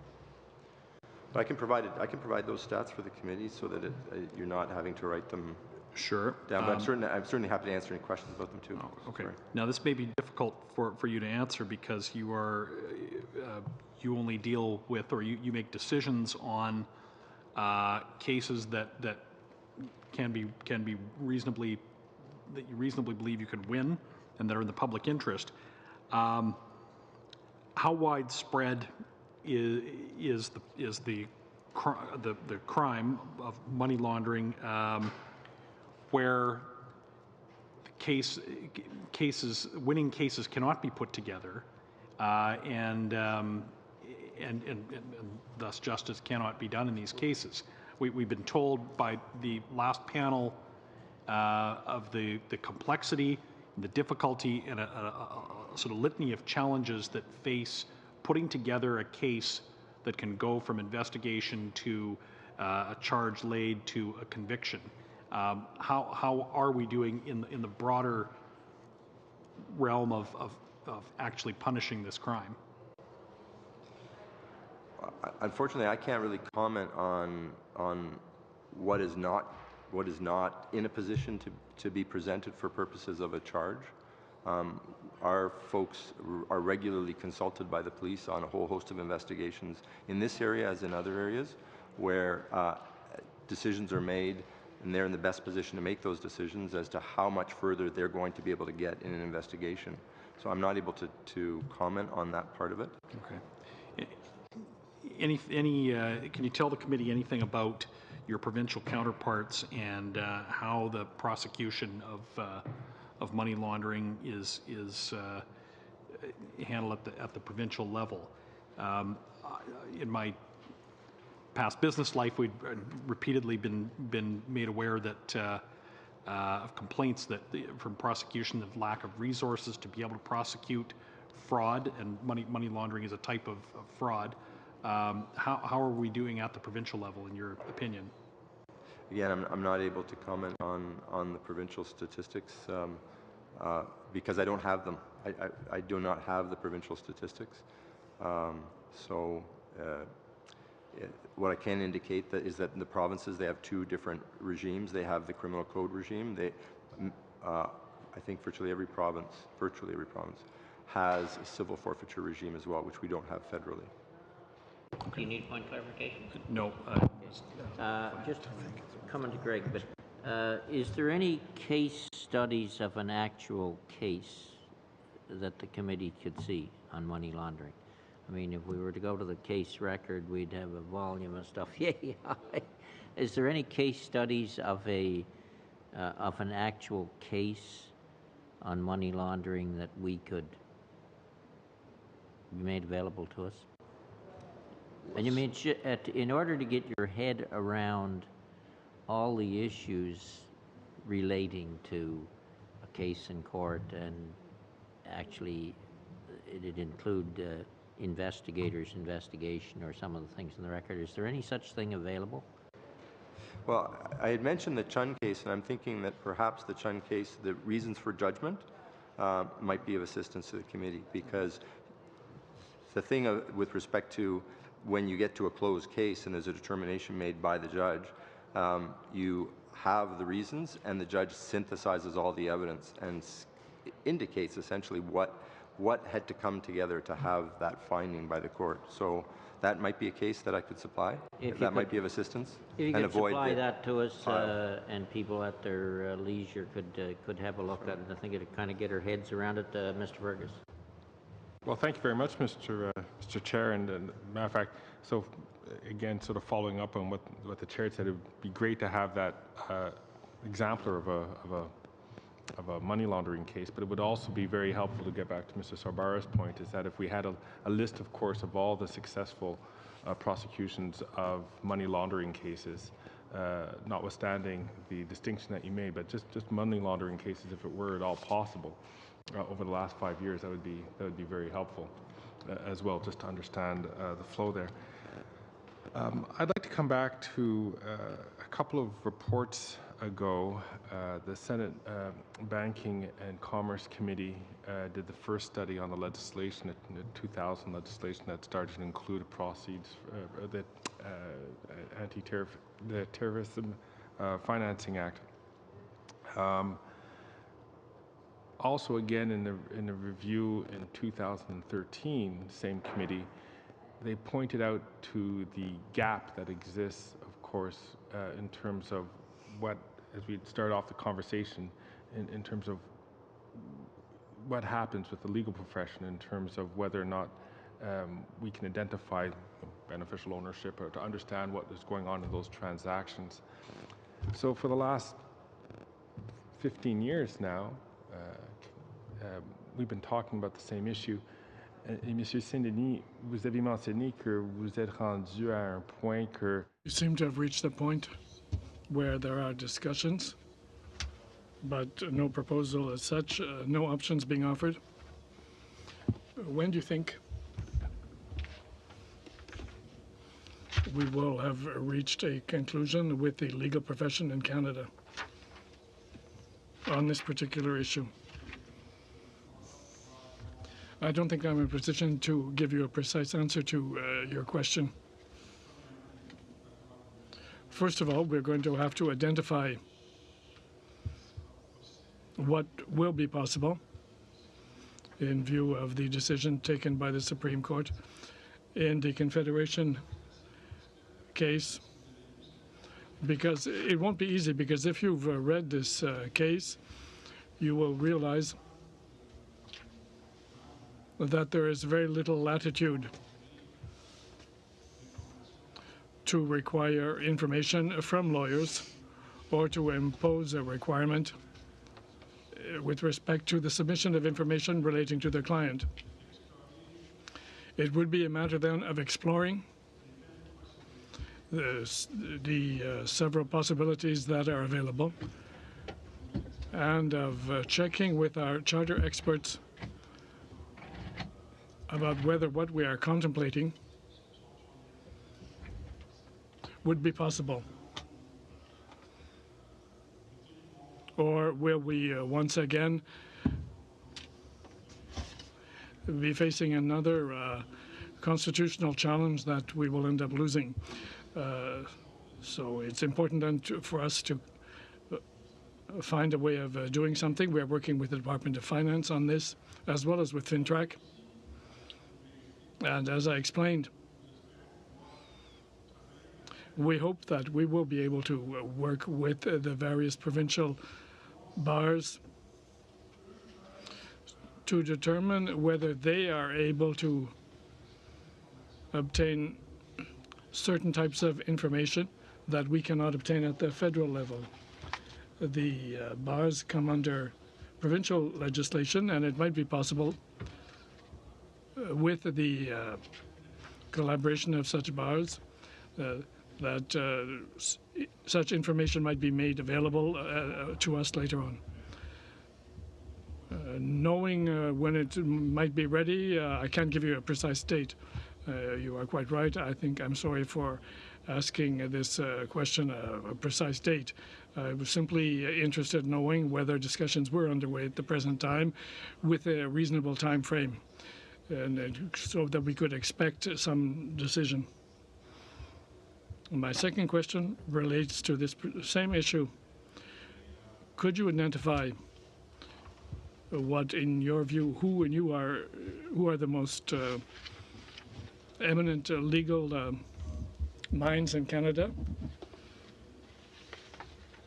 who would be pleading in favor of maintaining the present system and those who would be advocating a change in the present system.